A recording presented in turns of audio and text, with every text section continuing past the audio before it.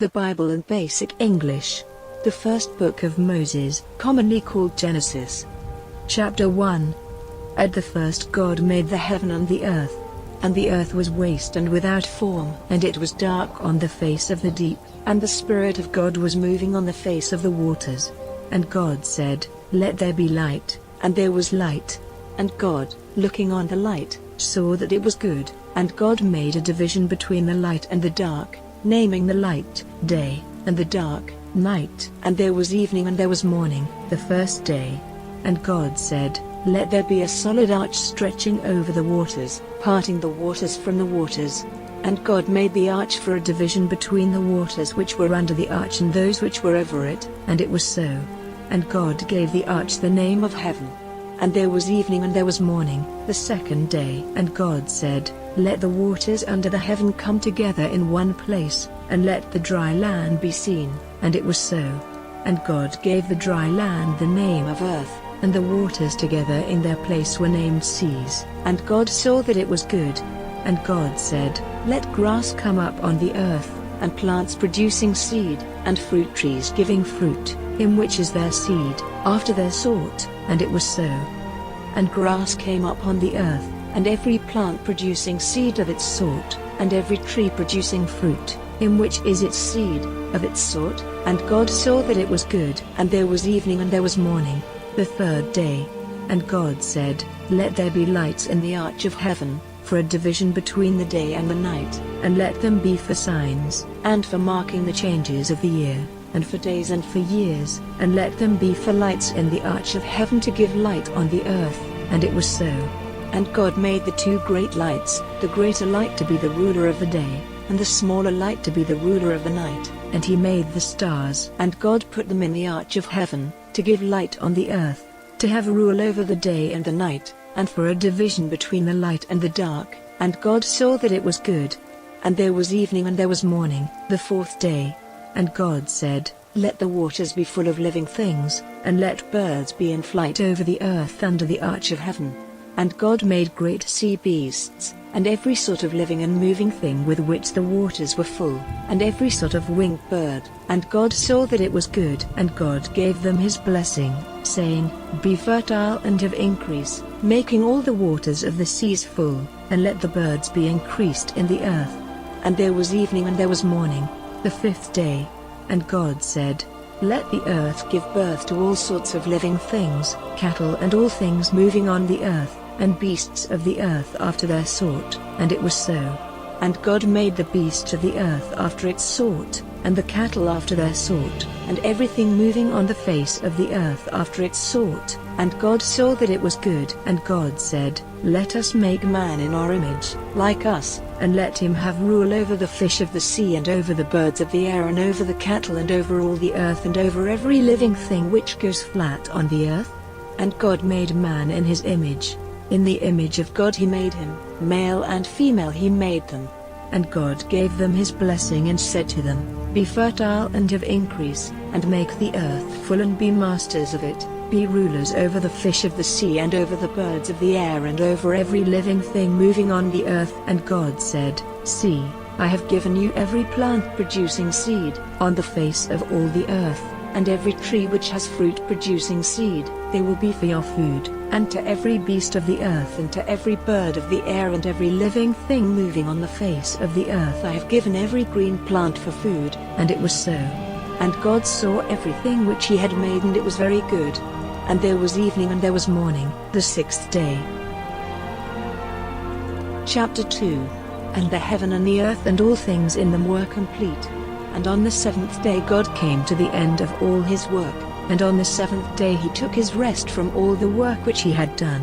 And God gave his blessing to the seventh day and made it holy, because on that day he took his rest from all the work which he had made and done. These are the generations of the heaven and the earth when they were made. In the day when the Lord God made earth and heaven, there were no plants of the field on the earth, and no grass had come up, for the Lord God had not sent rain on the earth, and there was no man to do work on the land. But a mist went up from the earth, watering all the face of the land.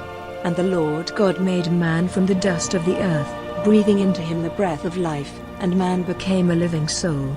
And the Lord God made a garden in the east, in Eden, and there he put the man whom he had made. And out of the earth the Lord made every tree to come, delighting the eye and good for food, and in the middle of the garden, the tree of life and the tree of the knowledge of good and evil. And a river went out of Eden giving water to the garden, and from there it was parted and became 4 streams. The name of the first is Pisn, which goes round about all the land of Havilah where there is gold. And the gold of that land is good, there is bdellium and the onyx stone. And the name of the second river is Gihon, this river goes round all the land of Cush. And the name of the third river is Tigris, which goes to the east of Assyria. And the fourth river is Euphrates. And the Lord God took the man and put him in the Garden of Eden to do work in it and take care of it. And the Lord God gave the man orders, saying, You may freely take of the fruit of every tree of the garden, but of the fruit of the tree of the knowledge of good and evil you may not take, for on the day when you take of it, death will certainly come to you. And the Lord God said, It is not good for the man to be by himself. I will make one like himself as a help to him. And from the earth the Lord God made every beast of the field and every bird of the air, and took them to the man to see what names he would give them. And whatever name he gave to any living thing, that was its name. And the man gave names to all cattle and to the birds of the air and to every beast of the field. But Adam had no one like himself as a help. And the Lord God sent a deep sleep on the man, and took one of the bones from his side while he was sleeping, joining up the flesh again in its place. And the bone which the Lord God had taken from the man he made into a woman, and took her to the man. And the man said, This is now bone of my bone and flesh of my flesh. Let her name be woman, because she was taken out of man. For this cause will a man go away from his father and his mother and be joined to his wife, and they will be one flesh. And the man and his wife were without clothing, and they had no sense of shame. Chapter 3. Now the snake was wiser than any beast of the field which the Lord God had made. And he said to the woman, Has God truly said that you may not take of the fruit of any tree in the garden? And the woman said, We may take of the fruit of the trees in the garden, but of the fruit of the tree in the middle of the garden, God has said, If you take of it or put your hands on it, death will come to you. And the snake said, Death will not certainly come to you, for God sees that on the day when you take of its fruit, your eyes will be open, and you will be as gods, having knowledge of good and evil. And when the woman saw that the tree was good for food, and a delight to the eyes, and to be desired to make one wise, she took of its fruit, and gave it to her husband. And their eyes were open, and they were conscious that they had no clothing, and they made themselves coats of leaves stitched together. And there came to them the sound of the Lord God walking in the garden in the evening wind, and the man and his wife went to a secret place among the trees of the garden, away from the eyes of the Lord God. And the voice of the Lord God came to the man, saying, Where are you? And he said, Hearing your voice in the garden I was full of fear, because I was without clothing, and I kept myself from your eyes. And he said, Who gave you the knowledge that you were without clothing? Have you taken of the fruit of the tree which I said you were not to take? And the man said, The woman whom you gave to be with me, she gave me the fruit of the tree and I took it. And the Lord God said to the woman, What have you done? And the woman said, I was tricked by the deceit of the snake and I took it. And the Lord God said to the snake, Because you have done this you are cursed more than all cattle and every beast of the field. You will go flat on the earth, and dust will be your food all the days of your life. And there will be war between you and the woman and between your seed and her seed. By him will your head be crushed and by you his foot will be wounded. To the woman he said, Great will be your pain in childbirth, in sorrow will your children come to birth. Still your desire will be for your husband, but he will be your master. And to Adam he said, Because you gave ear to the voice of your wife and took of the fruit of the tree which I said you were not to take, the earth is cursed on your account. In pain you will get your food from it all your life. Thorns and waste plants will come up, and the plants of the field will be your food. With the hard work of your hands you will get your bread till you go back to the earth from which you were taken, for dust you are and to the dust you will go back. And the man gave his wife the name of Eve because she was the mother of all who have life. And the Lord God made for Adam and for his wife coats of skins for their clothing.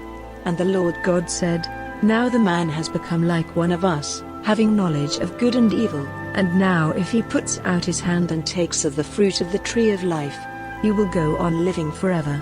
So the Lord God sent him out of the Garden of Eden to be a worker on the earth from which he was taken. So he sent the man out, and at the east of the Garden of Eden he put winged ones and a flaming sword turning every way to keep the way to the tree of life. Chapter 4. And the man had connection with Eve his wife, and she became with child and gave birth to Cain, and said, "I have got a man from the Lord." Then again she became with child and gave birth to Abel, his brother. And Abel was a keeper of sheep, but Cain was a farmer. And after a time, Cain gave to the Lord an offering of the fruits of the earth. And Abel gave an offering of the young lambs of his flock and of their fat. And the Lord was pleased with Abel's offering, but in Cain and his offering he had no pleasure. And Cain was angry and his face became sad. And the Lord said to Cain, "Why are you angry? And why is your face sad? If you do well, will you not have honor? And if you do wrong, sin is waiting at the door, desiring to have you, but do not let it be your master." And Cain said to his brother, "Let us go into the field." And when they were in the field, Cain made an attack on his brother Abel and put him to death.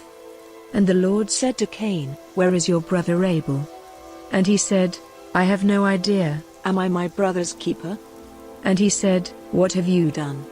The voice of your brother's blood is crying to me from the earth. And now you are cursed from the earth, whose mouth is open to take your brother's blood from your hand. No longer will the earth give you her fruit as the reward of your work. You will be a wanderer in flight over the earth." And Cain said, "My punishment is greater than my strength. You have sent me out this day from the face of the earth and from before your face. I will be a wanderer in flight over the earth, and whoever sees me will put me to death." And the Lord said, "Truly, if Cain is put to death, 7 lives will be taken for his." And the Lord put a mark on Cain so that no one might put him to death. And Cain went away from before the face of the Lord, and made his living place in the land of Nod on the east of Eden. And Cain had connection with his wife, and she became with child and gave birth to Enoch, and he made a town, and gave the town the name of Enoch after his son. And Enoch had a son Irad, and Irad became the father of Meujael, and Meujael became the father of Mathushael, and Mathushael became the father of Lamech. And Lamech had 2 wives, the name of the one was Adah, and the name of the other Zillah. And Adah gave birth to Jabal. He was the father of such as are living in tents and keep cattle. And his brother's name was Jubal. He was the father of all players on instruments of music. And Zillah gave birth to Tuval-Cain, who is the father of every maker of cutting instruments of brass and iron, and the sister of Tuval-Cain was Naamah.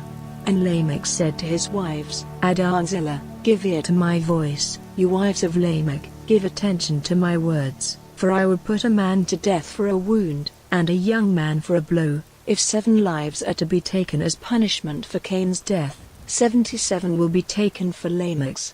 And Adam had connection with his wife again, and she gave birth to a son to whom she gave the name of Seth, for she said, "God has given me another seed in place of Abel, whom Cain put to death." And Seth had a son, and he gave him the name of Enosh. At this time men first made use of the name of the Lord in worship.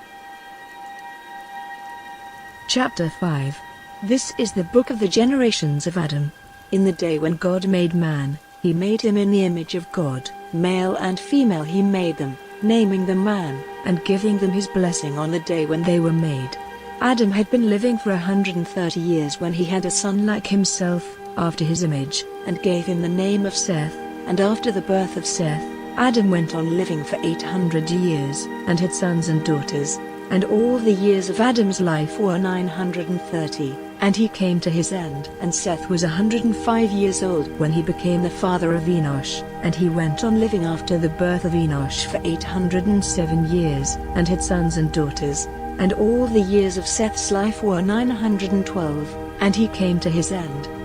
And Enosh was 90 years old when he became the father of Kenan, and after the birth of Kenan, Enosh went on living for 815 years, and had sons and daughters. And all the years of Enosh were 905, and he came to his end. And Kenan was 70 years old when he became the father of Mahalalel, And after the birth of Mahalalel, Kenan went on living for 840 years, and had sons and daughters. And all the years of Kenan's life were 910, and he came to his end. And Mahalalel was 65 years old when he became the father of Jared. And after the birth of Jared, Mahalalel went on living for 830 years, and had sons and daughters. And all the years of Mahalalel's life were 895, and he came to his end. And Jared was 162 years old when he became the father of Enoch. And Jared went on living after the birth of Enoch for 800 years, and had sons and daughters. And all the years of Jared's life were 962, and he came to his end. And Enoch was 65 years old when he became the father of Methuselah. And after the birth of Methuselah, Enoch went on in God's ways for 300 years, and had sons and daughters. And all the years of Enoch's life were 365, and Enoch went on in God's ways, and he was not seen again, for God took him. And Methuselah was 187 years old when he became the father of Lamech. And after the birth of Lamech, Methuselah went on living for 782 years, and had sons and daughters. And all the years of Methuselah's life were 969, and he came to his end. And Lamech was 182 years old when he had a son. And he gave him the name of Noah, saying, "Truly, you will give us rest from our trouble and the hard work of our hands, because of the earth which was cursed by God." And after the birth of Noah, Lamech went on living for 595 years, and had sons and daughters. And all the years of Lamech's life were 777, and he came to his end. And when Noah was 500 years old, he became the father of Shem, Ham, and Japheth. Chapter 6. And after a time, when men were increasing on the earth, and had daughters, the sons of God saw that the daughters of men were fair, and they took wives for themselves from those who were pleasing to them. And the Lord said, "My spirit will not be in man forever, for he is only flesh, so the days of his life will be 120 years. There were men of great strength and size on the earth in those days. And after that, when the sons of God had connection with the daughters of men, they gave birth to children. These were the great men of old days, the men of great name. And the Lord saw that the sin of man was great on the earth, and that all the thoughts of his heart were evil. And the Lord had sorrow because he had made man on the earth, and grief was in his heart. And the Lord said, I will take away man, whom I have made, from the face of the earth, even man and beast and that which goes on the earth and every bird of the air, for I have sorrow for having made them. But Noah had grace in the eyes of God. These are the generations of Noah. Noah was an upright man and without sin in his generation. He went in the ways of God. And Noah had 3 sons, Shem, Ham, and Japheth. And the earth was evil in God's eyes and full of violent ways. And God, looking on the earth, saw that it was evil, for the way of all flesh had become evil on the earth. And God said to Noah, the end of all flesh has come. The earth is full of their violent doings, and now I will put an end to them with the earth. Make for yourself an ark of gopher wood with rooms in it, and make it safe from the water inside and out. And this is the way you are to make it. It is to be 300 cubits long, 50 cubits wide, and 30 cubits high. You are to put a window in the ark, a cubit from the roof, and a door in the side of it, and you are to make it with the lower and second and third floors. For truly, I will send a great flow of waters over the earth, for the destruction from under the heaven of all flesh in which is the breath of life. Everything on the earth will come to an end. But with you I will make an agreement, and you will come into the ark, you and your sons and your wife and your sons' wives with you. And you will take with you into the ark 2 of every sort of living thing, and keep them safe with you. They will be male and female. 2 of every sort of bird and cattle and of every sort of living thing which goes on the earth will you take with you to keep them from destruction. And make a store of every sort of food for yourself and them. And all these things Noah did, as God said. So he did. Chapter 7. And the Lord said to Noah, take all your family and go into the ark, for you only in this generation have I seen to be upright. Of every clean beast you will take 7 males and 7 females, and of the beasts which are not clean, 2. the male and his female, and of the birds of the air, 7 males and 7 females, so that their seed may still be living on the face of the earth. For after 7 days I will send rain on the earth for 40 days and 40 nights, for the destruction of every living thing which I have made on the face of the earth. And Noah did everything which the Lord said he was to do. And Noah was 600 years old when the waters came flowing over all the earth. And Noah, with his sons and his wife and his sons' wives, went into the ark because of the flowing of the waters, of clean beasts, and of beasts which are not clean, and of birds, and of everything which goes on the earth, in twos, male and female. They went into the ark with Noah, as God had said. And after the 7 days, the waters came over all the earth. In the 600th year of Noah's life, in the 2nd month, on the 17th day of the month, all the fountains of the great deep came bursting through, and the windows of heaven were open, and rain came down on the earth for 40 days and 40 nights. On the same day Noah, with Shem, Ham, and Japheth, his sons, and his wife and his sons' wives, went into the ark, and with them every sort of beast and cattle, and every sort of thing which goes on the earth, and every sort of bird. They went with Noah into the ark, 2 and 2 of all flesh, in which is the breath of life. Male and female of all flesh went in, as God had said, and the ark was shut by the Lord. And for 40 days the waters were over all the earth, and the waters were increased so that the ark was lifted up high over the earth. And the waters overcame everything and were increased greatly on the earth, and the ark was resting on the face of the waters. And the waters overcame everything on the earth, and all the mountains under heaven were covered. The waters went 15 cubits higher, till all the mountains were covered.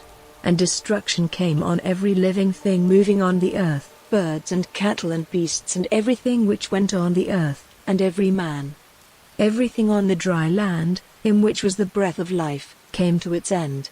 Every living thing on the face of all the earth, man and cattle and things moving on the face of the earth, and birds of the air, came to destruction. Only Noah and those who were with him in the ark were kept from death, and the waters were over the earth 150 days.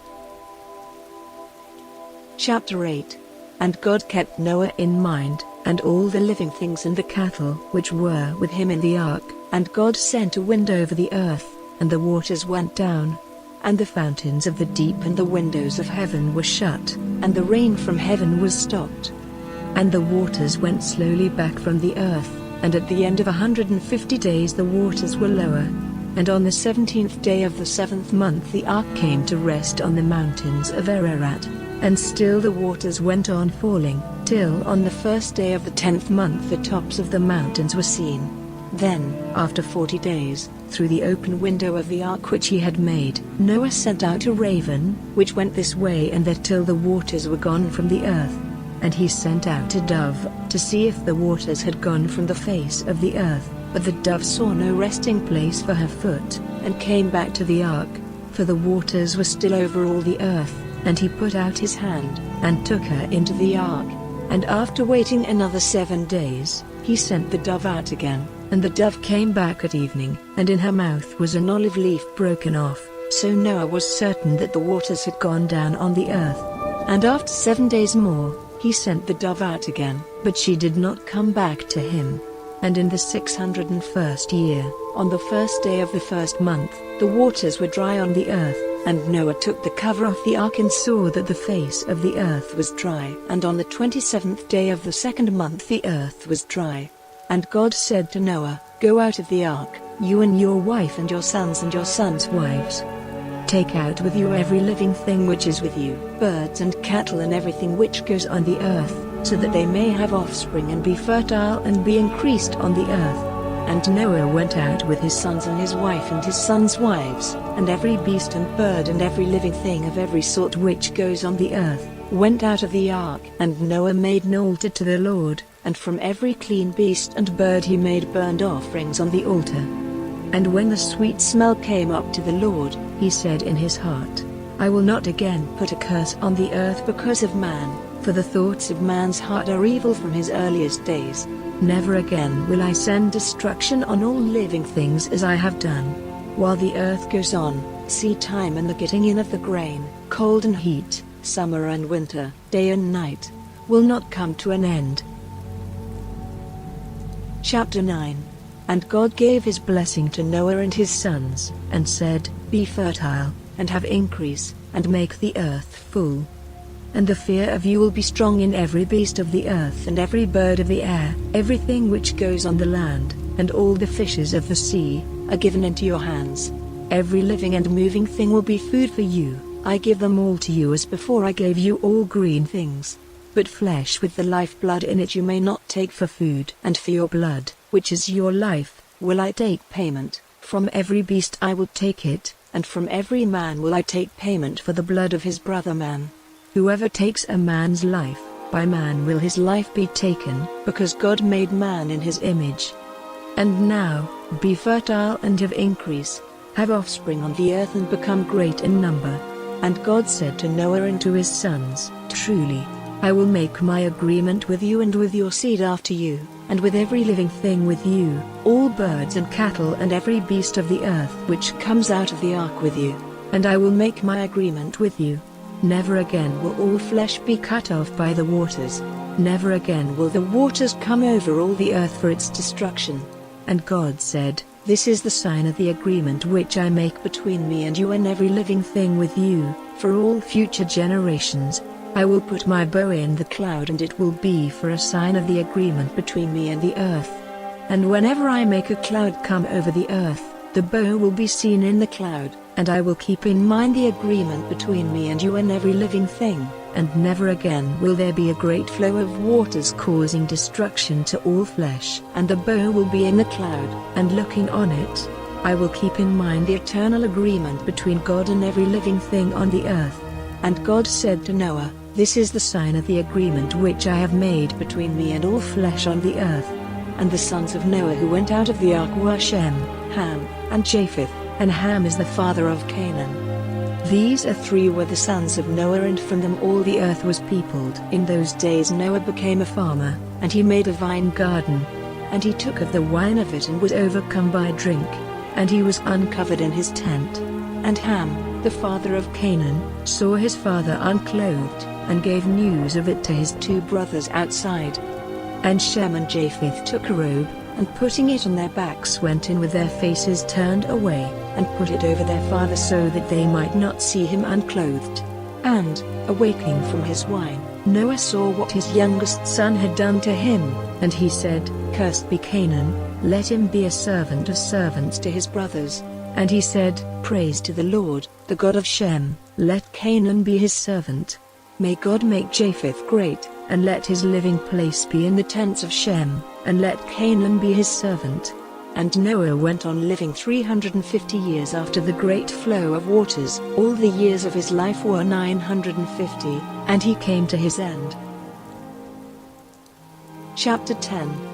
Now these are the generations of the sons of Noah, Shem, Ham, and Japheth. These are the sons which they had after the great flow of waters, the sons of Japheth, Gomer and Magog and Madai and Javan and Tubal and Meshech and Tiras. And the sons of Gomer, Ashkenaz and Riphath and Togarmah. And the sons of Javan, Elisha and Tashish, the Kittim and the Dodanim. From these came the nations of the sea lands, with their different families and languages. And the sons of Ham, Cush and Mizraim and Put and Canaan. And the sons of Cush, Seba and Havilah and Sabta and Ramah and Sabteka. And the sons of Ramah, Sheba and Dedan. And Cush was the father of Nimrod, who was the first of the great men of the earth. He was a very great bowman, so that there is a saying, like Nimrod, a very great bowman. And at the first, his kingdom was Babel and Erech and Akkad and Calneh, in the land of Shinar. From that land he went out into Assyria, building Nineveh with its wide streets and Calah, and Rezin between Nineveh and Calah, which is a very great town. And Mizraim was the father of the Ludim and Anamim and Lehabim and Naphtuhim, and Pathrusim and Casluhim and Caphtorim, from whom came the Philistines. And Canaan was the father of Zidon, who was his oldest son, and Heth, and the Jebusite and the Amorite and the Girgashite, and the Hivite and the Archite and the Sinite, and the Arvadite and the Zmarite and the Hamathite. After that the families of the Canaanites went far and wide in all directions, their country stretching from Zidon to Gaza, in the direction of Gerar. and to Lasha, in the direction of Sodom and Gomorrah and Admah and Zeboim. All these, with their different families, languages, lands, and nations, are the offspring of Ham. And Shem, the older brother of Japheth, the father of the children of Eber, had other sons in addition. These are the sons of Shem: Elam and Ashur and Arpachshad and Lud and Aram. And the sons of Aram: Uz and Hul and Gether and Mash. And Arpachshad became the father of Shelah, and Shelah became the father of Eber. And Eber had 2 sons. The name of the one was Peleg, because in his time the peoples of the earth became separate, and his brother's name was Joktan. And Joktan was the father of Almodad and Sheleph and Hazarmaveth and Jerah and Hadoram and Uzal and Dikla and Obal and Abimael and Sheba and Ophir and Havilah and Jobab. All these were the sons of Joktan. And their country was from Mesha, in the direction of Sephar, the mountain of the east. These, with their families and their languages and their lands and their nations, are the offspring of Shem.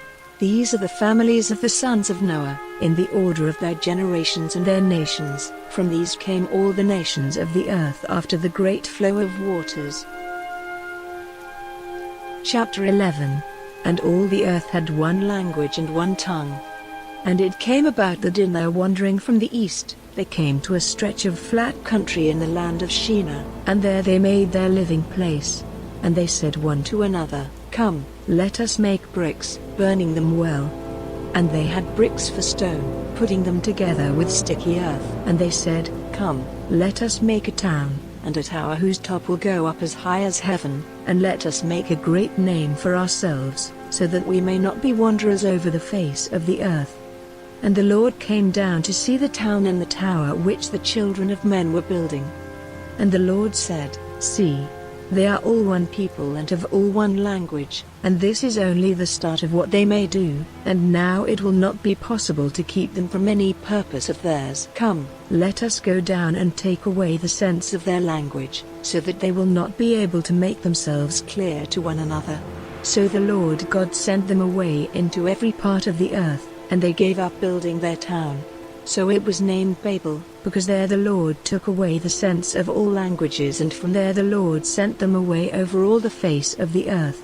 These are the generations of Shem. Shem was 100 years old when he became the father of Arpachshad, 2 years after the great flow of waters. And after the birth of Arpachshad, Shem went on living for 500 years, and had sons and daughters. And Arpachshad was 35 years old when he became the father of Shelah. And after the birth of Shelah, Arpachshad went on living for 403 years, and had sons and daughters. And Shelah was 30 years old when he became the father of Eber. And after the birth of Eber, Shelah went on living for 403 years, and had sons and daughters. And Eber was 34 years old when he became the father of Peleg. And after the birth of Peleg, Eber went on living for 430 years, and had sons and daughters. And Peleg was 30 years old when he became the father of Reu. And after the birth of Reu, Peleg went on living for 209 years, and had sons and daughters. And Reu was 32 years old when he became the father of Serug. And after the birth of Serug, Reu went on living for 207 years, and had sons and daughters. And Serug was 30 years old when he became the father of Nahor. And after the birth of Nahor, Serug went on living for 200 years, and had sons and daughters. And Nahor was 29 years old when he became the father of Terah. And after the birth of Terah, Nahor went on living for 119 years, and had sons and daughters. And Terah was 70 years old when he became the father of Abram, Nahor, and Haran. These are the generations of Terah. Terah was the father of Abram, Nahor, and Haran. And Haran was the father of Lot. And death came to Haran when he was with his father Terah in the land of his birth, of the Chaldees. And Abram and Nahor took wives for themselves. The name of Abram's wife was Sarai, and the name of Nahor's wife was Milcah, the daughter of Haran, the father of Milcah and Iscah. And Sarai had no child. And Terah took Abram, his son, and Lot, the son of Haran, and Sarai, his daughter-in-law, the wife of his son Abram, and they went out from of the Chaldees, to go to the land of Canaan. And they came to Haran, and were there for some time. And all the years of Terah's life were 205, and Terah came to his end in Haran. Chapter 12. Now the Lord said to Abram, "Go out from your country and from your family and from your father's house, into the land to which I will be your guide. And I will make of you a great nation, blessing you and making your name great, and you will be a blessing. To them who are good to you will I give blessing, and on him who does you wrong will I put my curse, and you will become a name of blessing to all the families of the earth." So Abram went as the Lord had said to him, and Lot went with him. Abram was 75 years old when he went away from Haran, and Abram took Sarai, his wife, and Lot, his brother's son, and all their goods and the servants which they had got in Haran, and they went out to go to the land of Canaan. And Abram went through the land till he came to Shechem, to the holy tree of Moreh. At that time, the Canaanites were still living in the land. And the Lord came to Abram, and said, "I will give all this land to your seed." Then Abram made an altar there to the Lord who had let himself be seen by him. And moving on from there to the mountain on the east of Bethel, he put up his tent, having Bethel on the west and Ai on the east, and there he made an altar and gave worship to the name of the Lord. And he went on, journeying still to the south. And because there was little food to be had in that land, he went down into Egypt. Now when he came near to Egypt, he said to Sarai, his wife, "Truly, you are a fair woman and beautiful to the eye. And I am certain that when the men of Egypt see you, they will say, 'This is his wife,' and they will put me to death and keep you. Say, then, that you are my sister, and so it will be well with me because of you, and my life will be kept safe on your account." And so it was that when Abram came into Egypt, the men of Egypt, looking on the woman, saw that she was fair. And Pharaoh's great men, having seen her, said words in praise of her to Pharaoh. And she was taken into Pharaoh's house. And because of her, he was good to Abram, and he had sheep and oxen and asses, and men servants and women servants, and camels. And the Lord sent great troubles on Pharaoh's house because of Sarai, Abram's wife. Then Pharaoh sent for Abram, and said, "What have you done to me? Why did you not say that she was your wife? Why did you say that she was your sister? So that I took her for my wife. Now, take your wife and go on your way." And Pharaoh gave orders to his men, and they sent him on his way, with his wife and all he had. Chapter 13. And Abram went up out of Egypt with his wife and all he had, and Lot with him, and they came into the south. Now Abram had great wealth of cattle and silver and gold. And traveling on from the south, he came to Bethel, to the place where his tent had been before, between Bethel and Ai, to the place where he had made his first altar, and there Abram gave worship to the name of the Lord. And Lot, who went with him, had flocks and herds and tents, so that the land was not wide enough for the two of them. Their property was so great that there was not room for them together. And there was an argument between the keepers of Abram's cattle and the keepers of Lot's cattle. At that time the Canaanites and Perizzites were still living in the land. Then Abram said to Lot, "Let there be no argument between me and you, and between my herdmen and your herdmen, for we are brothers. Is not all the land before you? Then let us go our separate ways. If you go to the left, I will go to the right, or if you take the right, I will go to the left." And Lot, lifting up his eyes and looking in the valley of Jordan, saw that it was well watered everywhere, before the Lord had sent destruction on Sodom and Gomorrah. It was like the garden of the Lord, like the land of Egypt, on the way to Zoar. So Lot took for himself all the valley of Jordan, and went to the east, and they were parted from one another. Abram went on living in the land of Canaan, and Lot went to the lowland towns, moving his tent as far as Sodom. Now the men of Sodom were evil, and great sinners before the Lord. And the Lord had said to Abram, after Lot was parted from him, "From this place where you are take a look to the north and to the south, to the east and to the west, for all the land which you see I will give to you and to your seed forever. And I will make your children like the dust of the earth, so that if the dust of the earth may be numbered, then will your children be numbered. Come, go through all the land from one end to the other, for I will give it to you." And Abram, moving his tent, came and made his living place by the holy tree of Mamre, which is in Hebron, and made an altar there to the Lord. Chapter 14. Now in the days of Amraphel, king of Shinar, Arioch, king of Elazar, Kedorlaomer, king of Elam, and Tidal, king of Goyim. They made war with Bera, king of Sodom, and with Bersha, king of Gomorrah, Shinab, king of Admah, and Shemeber, king of Zeboim, and the king of Bela, which is Zoar. All these came together in the valley of Siddim, which is the Salt Sea. For 12 years they were under the rule of Kedorlaomer, but in the 13th year they put off his control. And in the 14th year, Kedorlaomer and the kings who were on his side overcame the Rephaim in Ashtaroth Karnaim, and the Zuzim in Ham, and the Emim in Shaveh Kiriataim, and the Horites in their mountain Seir, driving them as far as El Paran, which is near the wasteland. Then they came back to En Mishpat, which is Kadesh, making waste all the country of the Amalekites and of the Amorites living in Hazazon Tamar.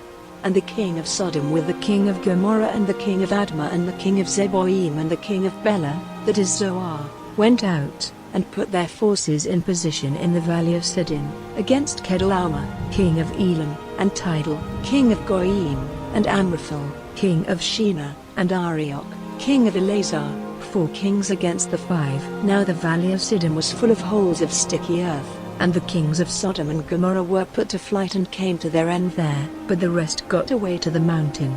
And the 4 kings took all the goods and food from Sodom and Gomorrah and went on their way. And in addition they took Lot, Abram's brother's son, who was living in Sodom, and all his goods. And one who had got away from the fight came and gave word of it to Abram the Hebrew, who was living by the holy tree of Mamre, the Amorite, the brother of Eshcol and Aner, who were friends of Abram. And Abram, hearing that his brother's son had been made a prisoner, took a band of his trained men, 318 of them, sons of his house, and went after them as far as Dan. And separating his forces by night, he overcame them, putting them to flight and going after them as far as Hobah, which is on the north side of Damascus. And he got back all the goods, and Lot, his brother's son, with his goods and the women and the people. And when he was coming back after putting to flight Kedorlaomer and the other kings, he had a meeting with the king of Sodom in the valley of Shaveh, that is, the king's valley. And Melchizedek, king of Salem, the priest of the Most High God, took bread and wine, and blessing him, said, May the blessing of the Most High God, maker of heaven and earth, be on Abram, and let the Most High God be praised, who has given into your hands those who were against you. Then Abram gave him 1/10 of all the goods he had taken. And the king of Sodom said to Abram, Give me the prisoners and take the goods for yourself. But Abram said to the king of Sodom, I have taken an oath to the Lord, the Most High God, maker of heaven and earth, that I will not take so much as a thread or the cord of a shoe of yours, so that you may not say, I have given wealth to Abram. Give me nothing but the food which the fighting men who went with me have had, but let Aner and Eshcol and Mamre have their part of the goods. Chapter 15. After these things, the word of the Lord came to Abram in a vision, saying, Have no fear, Abram, I will keep you safe, and great will be your reward. And Abram said, What will you give me? For I have no child, and this Eliezer of Damascus will have all my wealth after me. And Abram said, You have given me no child, and a servant in my house will get the heritage. Then said the Lord, This man will not get the heritage, but a son of your body will have your property after you. And he took him out into the open air, and said to him, Let your eyes be lifted to heaven, and see if the stars may be numbered, even so will your seed be. And he had faith in the Lord, and it was put to his account as righteousness. And he said to him, I am the Lord, who took you from Ur of the Chaldees, to give you this land for your heritage. And he said, O Lord God, how may I be certain that it will be mine? And he said, Take a young cow of 3 years old, and a she-goat of 3 years old, and a sheep of 3 years old, and a dove and a young pigeon. All these he took, cutting them in two and putting one half opposite the other, but not cutting the birds in two. And evil birds came down on the bodies, but Abram sent them away. Now when the sun was going down, a deep sleep came on Abram, and a dark cloud of fear. And he said to Abram, Truly, your seed will be living in a land which is not theirs, as servants to a people who will be cruel to them for 400 years. But I will be the judge of that nation whose servants they are, and they will come out from among them with great wealth. As for you, you will go to your fathers in peace. At the end of a long life you will be put in your last resting place. And in the 4th generation they will come back here, for at present the sin of the Amorite is not full." Then when the sun went down and it was dark, he saw a smoking fire and a flaming light which went between the parts of the bodies. In that day the Lord made an agreement with Abram, and said, "To your seed have I given this land from the river of Egypt to the great river, the river Euphrates, the Kenite, the Kenizzite, and the Cadmonite, and the Hittite, and the Perizzite, and the Rephaim, and the Amorite, and the Canaanite, and the Girgashite, and the Jebusite." Chapter 16. Now Sarai, Abram's wife, had given him no children, and she had a servant, a woman of Egypt whose name was Hagar. And Sarai said to Abram, "See, the Lord has not let me have children. Go in to my servant, for I may get a family through her." And Abram did as Sarai said. So after Abram had been living for 10 years in the land of Canaan, Sarai took Hagar, her Egyptian servant, and gave her to Abram for his wife. And he went into Hagar and she became with child, and when she saw that she was with child, she no longer had any respect for her master's wife. And Sarai said to Abram, "May my wrong be on you, I gave you my servant for your wife, and when she saw that she was with child, she no longer had any respect for me. May the Lord be judge between you and me." And Abram said, "The woman is in your power, do with her whatever seems good to you." And Sarai was cruel to her, so that she went running away from her. And an angel of the Lord came to her by a fountain of water in the wasteland, by the fountain on the way to Shur. And he said, "Hagar, Sarai's servant, where have you come from and where are you going?" And she said, "I am running away from Sarai, my master's wife." And the angel said to her, "Go back, and put yourself under her authority."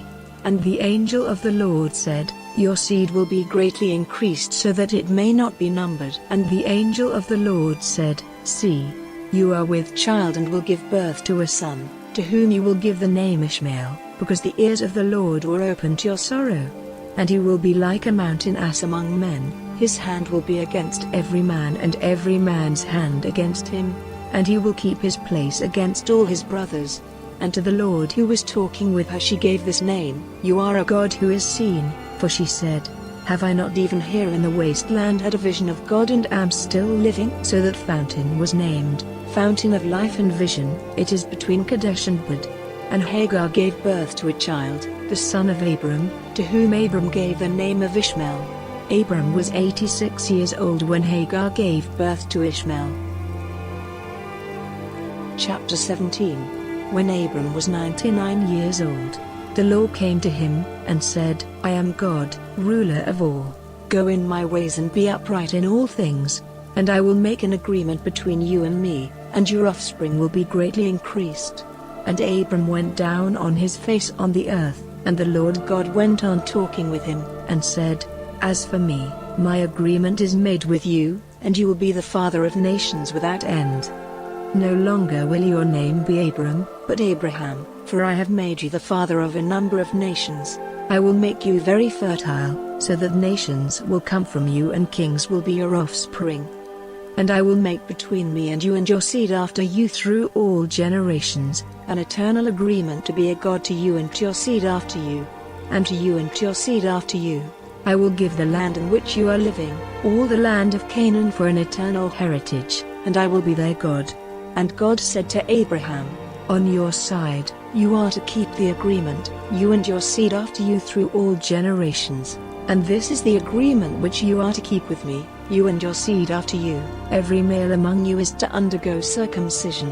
In the flesh of your private parts you are to undergo it, as a mark of the agreement between me and you.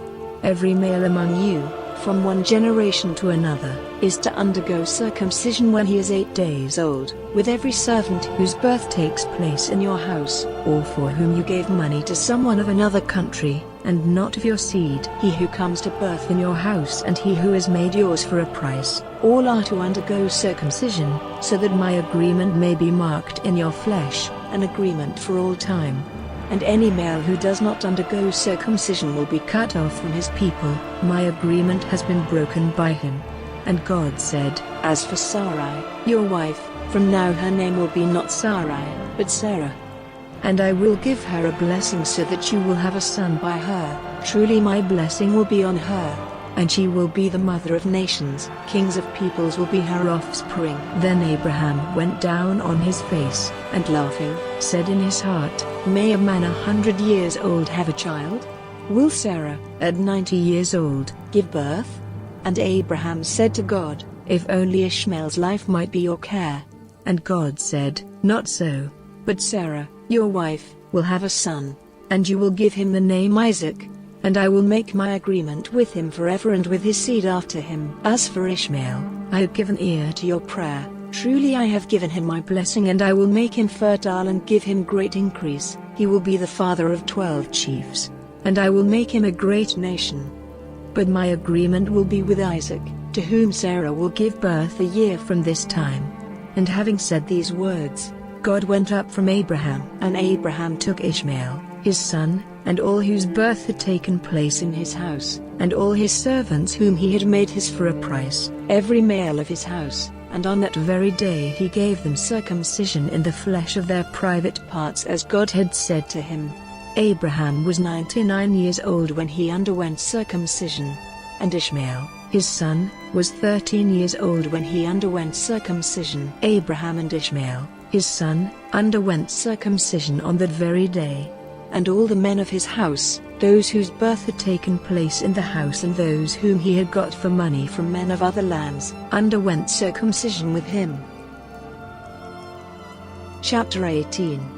Now the Lord came to him by the holy tree of Mamre when he was seated in the doorway of his tent in the middle of the day, and lifting up his eyes, he saw 3 men before him, and seeing them, he went quickly to them from the door of the tent, and went down on his face to the earth, and said, "My Lord, if now I have grace in your eyes, do not go away from your servant. Let me get water for washing your feet, and take your rest under the tree, and let me get a bit of bread to keep up your strength, and after that you may go on your way, for this is why you have come to your servant."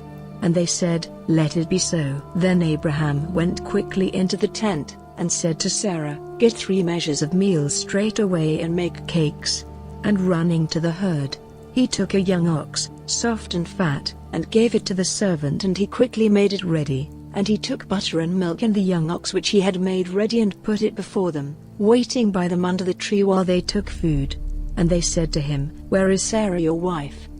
And he said, "She is in the tent." And he said, "I will certainly come back to you in the spring, and Sarah your wife will have a son." And his words came to the ears of Sarah who was at the back of the tent door. Now Abraham and Sarah were very old, and Sarah was past the time for giving birth. And Sarah, laughing to herself, said, "Now that I am used up, am I still to have pleasure, my husband himself being old?" And the Lord said, "Why was Sarah laughing and saying, Is it possible for me, being old, to give birth to a child? Is there any wonder which the Lord is not able to do?" At the time I said, "In the spring, I will come back to you, and Sarah will have a child." Then Sarah said, "I was not laughing, for she was full of fear." And he said, "No, but you were laughing." And the men went on from there in the direction of Sodom, and Abraham went with them on their way. And the Lord said, "Am I to keep back from Abraham the knowledge of what I do, seeing that Abraham will certainly become a great and strong nation, and his name will be used by all the nations of the earth as a blessing? For I have made him mine so that he may give orders to his children and those of his line after him, to keep the ways of the Lord, to do what is good and right, so that the Lord may do to Abraham as he has said."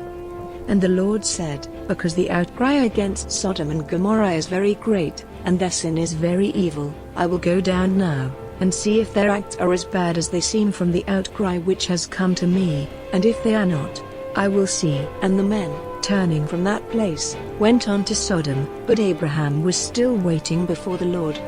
And Abraham came near, and said, "Will you let destruction come on the upright with the sinners? If by chance there are 50 upright men in the town, will you give the place to destruction and not have mercy on it because of the 50 upright men? Let such a thing be far from you, to put the upright to death with the sinner. Will not the judge of all the earth do right? And the Lord said, If there are 50 upright men in the town, I will have mercy on it because of them. And Abraham answering said, Truly, I who am only dust, have undertaken to put my thoughts before the Lord. If by chance there are 5 less than 50 upright men, will you give up all the town to destruction because of these 5? And he said, I will not give it to destruction if there are 45. And again he said to him, By chance there may be 40 there. And he said, I will not do it if there are 40. And he said, Let not the Lord be angry with me if I say, What if there are 30 there? And he said, I will not do it if there are 30.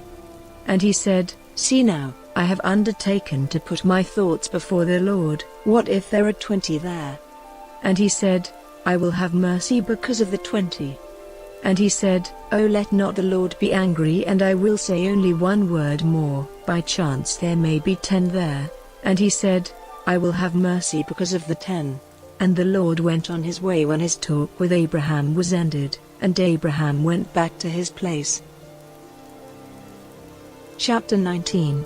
And at nightfall the 2 angels came to Sodom, and Lot was seated at the way into the town. And when he saw them he got up and came before them, falling down on his face to the earth. And he said, My masters, come now into your servant's house and take your rest there for the night, and let your feet be washed, and early in the morning you may go on your way. And they said, Not so, but we will take our night's rest in the street. But he made his request more strongly, so they went with them into his house, and he got food ready for them, and made unleavened bread, of which they took. But before they had gone to bed, the men of the town, all the men of Sodom, came round the house, young and old, from every part of the town, and crying out to Lot, they said, Where are the men who came to your house this night? Send them out to us, so that we may take our pleasure with them. And Lot went out to them in the doorway, shutting the door after him. And he said, My brothers, do not this evil. See now, I have 2 unmarried daughters. I will send them out to you so that you may do to them whatever seems good to you. Only do nothing to these men, for this is why they have come under the shade of my roof. And they said, Give way there. This one man, they said, came here from a strange country, and will he now be our judge? Now we will do worse to you than to them. And pushing violently against Lot, they came near to get the door broken in. But the men put out their hands and took Lot into the house to them, shutting the door again. But the men who were outside the door they made blind, all of them, small and great, so that they were tired out with looking for the door. Then the men said to Lot, Are there any others of your family here, sons-in-law or sons or daughters? Take them all out of this place, for we are about to send destruction on this place, because a great outcry against them has come to the ears of the Lord, and the Lord has sent us to put an end to the town. And Lot went out and said to his sons-in-law, who were married to his daughters, Come, let us go out of this place, for the Lord is about to send destruction on the town. But his sons-in-law did not take him seriously. And when morning came, the angels did all in their power to make Lot go, saying, Get up quickly and take your wife and your 2 daughters who are here, and go, for fear that you come to destruction in the punishment of the town. But while he was waiting, the men took him and his wife and his daughters by the hand, for the Lord had mercy on them, and put them outside the town. And when they had put them out, he said, Go for your life, without looking back or waiting in the lowland. Go quickly to the mountain or you will come to destruction. And Lot said to them, Not so, O my Lord. See now, your servant has had grace in your eyes, and great is your mercy in keeping my life from destruction. But I am not able to get as far as the mountain before evil overtakes me and death. This town, now, is near, and it is a little one. Oh, let me go there. Is it not a little one? So that my life may be safe. And he said, See, I have given you your request in this one thing more. I will not send destruction on this town. Go there quickly, for I am not able to do anything till you have come there. For this reason, the town was named Zoar. The sun was up when Lot came to Zoar. Then the Lord sent fire and flaming smoke raining down from heaven on Sodom and Gomorrah. And he sent destruction on those towns, with all the lowland and all the people of those towns and every green thing in the land.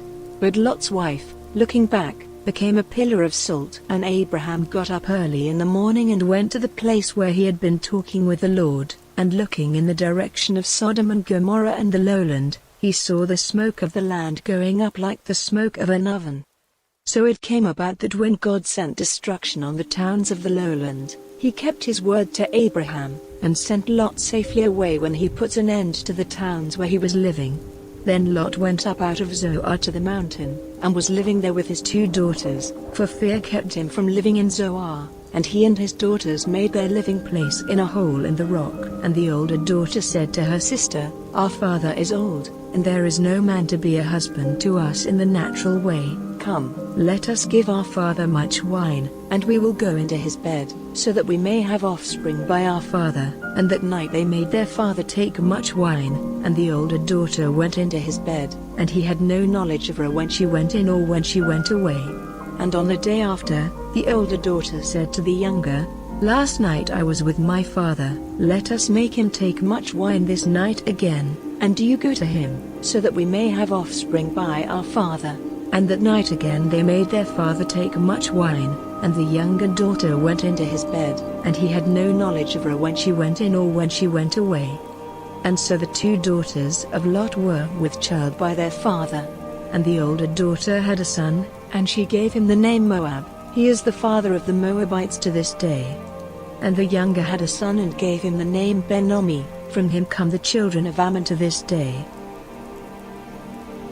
Chapter 20. And Abraham went on his way from there to the land of the south, and was living between Kadesh and Shur, in Gerar. And Abraham said of Sarah, his wife, "She is my sister," and Abimelech, king of Gerar, sent and took Sarah. But God came to Abimelech in a dream in the night, and said to him, "Truly you are a dead man because of the woman whom you have taken, for she is a man's wife." Now Abimelech had not come near her, and he said, "Lord, will you put to death an upright nation? Did he not say to me himself, 'She is my sister'?" And she herself said, "He is my brother, with an upright heart and clean hands have I done this." And God said to him in the dream, "I see that you have done this with an upright heart, and I have kept you from sinning against me. For this reason I did not let you come near her. So now, give the man back his wife, for he is a prophet, and let him say a prayer for you, so your life may be safe. But if you do not give her back, be certain that death will come to you and all your house." So Abimelech got up early in the morning and sent for all his servants and gave them word of these things, and they were full of fear. Then Abimelech sent for Abraham, and said, "What have you done to us? What wrong have I done you that you have put on me and on my kingdom so great a sin? You have done to me things which are not to be done." And Abimelech said to Abraham, "Why did you do this thing?" And Abraham said, "Because it seemed to me that there was no fear of God in this place, and that they might put me to death because of my wife. And, in fact, she is my sister, the daughter of my father, but not the daughter of my mother, and she became my wife. And when God sent me wandering from my father's house, I said to her, 'Let this be the sign of your love for me. Wherever we go, say of me, he is my brother.'" Then Abimelech gave to Abraham sheep and oxen and men servants and women servants, and gave him back his wife Sarah. And Abimelech said, "See, all my land is before you, take whatever place seems good to you." And he said to Sarah, "See, I have given to your brother 1,000 bits of silver so that your wrong may be put right, now your honor is clear in the eyes of all." Then Abraham made prayer to God, and God made Abimelech well again, and his wife and his women servants, so that they had children. For the Lord had kept all the women of the house of Abimelech from having children, because of Sarah, Abraham's wife. Chapter 21. And the Lord came to Sarah as he had said and did to her as he had undertaken. And Sarah became with child, and gave Abraham a son when he was old, at the time named by God. And Abraham gave to his son, to whom Sarah had given birth, the name Isaac. And when his son Isaac was 8 days old, Abraham made him undergo circumcision, as God had said to him. Now Abraham was 100 years old when the birth of Isaac took place. And Sarah said, "God has given me cause for laughing, and everyone who has news of it will be laughing with me." And she said, Who would have said to Abraham that Sarah would have a child at her breast? For see, I have given him a son now when he is old. And when the child was old enough to be taken from the breast, Abraham made a great feast. And Sarah saw the son of Hagar the Egyptian playing with Isaac. So she said to Abraham, Send away that woman and her son, for the son of that woman is not to have a part in the heritage with my son Isaac. And this was a great grief to Abraham because of his son. But God said, Let it not be a grief to you because of the boy and Hagar his mother. Give ear to whatever Sarah says to you, because it is from Isaac that your seed will take its name. And I will make a nation of the son of your servant woman, because he is your seed. And early in the morning Abraham got up, and gave Hagar some bread and a water skin, and put the boy on her back, and sent her away, and she went, wandering in the wasteland of Beersheba. And when all the water in the skin was used up, she put the child down under a tree. And she went some distance away, about an arrow flight, and seating herself on the earth, she gave way to bitter weeping, saying, Let me not see the death of my child. And the boy's cry came to the ears of God, and the angel of God said to Hagar from heaven, Hagar, why are you weeping? Have no fear, for the child's cry has come to the ears of God. Come, take your child in your arms, for I will make of him a great nation. Then God made her eyes open, and she saw a water spring. And she got water in the skin and gave the boy a drink. And God was with the boy, and he became tall and strong. And he became a bowman, living in the wasteland. And while he was in the wasteland of Paran, his mother got him a wife from the land of Egypt. Now at that time, Abimelech and Phicol, the captain of his army, said to Abraham, I see that God is with you in all you do. Now, then, give me your oath, in the name of God, that you will not be false to me or to my sons after me, but that as I have been good to you, so you will be to me and to this land where you have been living. And Abraham said, I will give you my oath. But Abraham made a protest to Abimelech because of a waterhole which Abimelech's servants had taken by force. But Abimelech said, I have no idea who has done this thing. You never gave me word of it, and I had no knowledge of it till this day. And Abraham took sheep and oxen and gave them to Abimelech, and the two of them made an agreement together. And Abraham put 7 young lambs of the flock on one side by themselves. Then Abimelech said, What are these 7 lambs which you have put on one side? And he said, Take these 7 lambs from me as a witness that I have made this water hole. So he gave that place the name Beersheba, because there the two of them had given their oaths. So they made an agreement at Beersheba, and Abimelech and Phicol, the captain of his army, went back to the land of the Philistines. And Abraham, after planting a holy tree in Beersheba, gave worship to the name of the Lord, the eternal God. And Abraham went on living in the land of the Philistines as in a strange country. Chapter 22. Now after these things, God put Abraham to the test, and said to him, Abraham, and he said, Here am I. And he said to him, Take your son, your dearly loved only son Isaac, and go to the land of Moriah and give him as a burnt offering on one of the mountains of which I will give you knowledge. And Abraham got up early in the morning, and made ready his ass, and took with him 2 of his young men and Isaac, his son, and after the wood for the burnt offering had been cut, he went on his way to the place of which God had given him word. And on the 3rd day, Abraham, lifting up his eyes, saw the place a long way off. Then he said to his young men, Keep here with the ass, and I and the boy will go on and give worship and come back again to you. And Abraham put the wood for the burnt offering on his son's back, and he himself took the fire and the knife in his hand, and the 2 of them went on together. Then Isaac said to Abraham, My father, and he said, Here am I, my son. And he said, We have wood and fire here, but where is the lamb for the burnt offering? And Abraham said, God himself will give the lamb for the burnt offering. So they went on together. And they came to the place of which God had given him knowledge, and there Abraham made the altar and put the wood in place on it. And having made tight the bands round Isaac his son, he put him on the wood on the altar. And stretching out his hand, Abraham took the knife to put his son to death. But the voice of the angel of the Lord came from heaven, saying, Abraham, Abraham. And he said, Here am I. And he said, Let not your hand be stretched out against the boy to do anything to him, for now I am certain that the fear of God is in your heart, because you have not kept back your son, your only son, from me.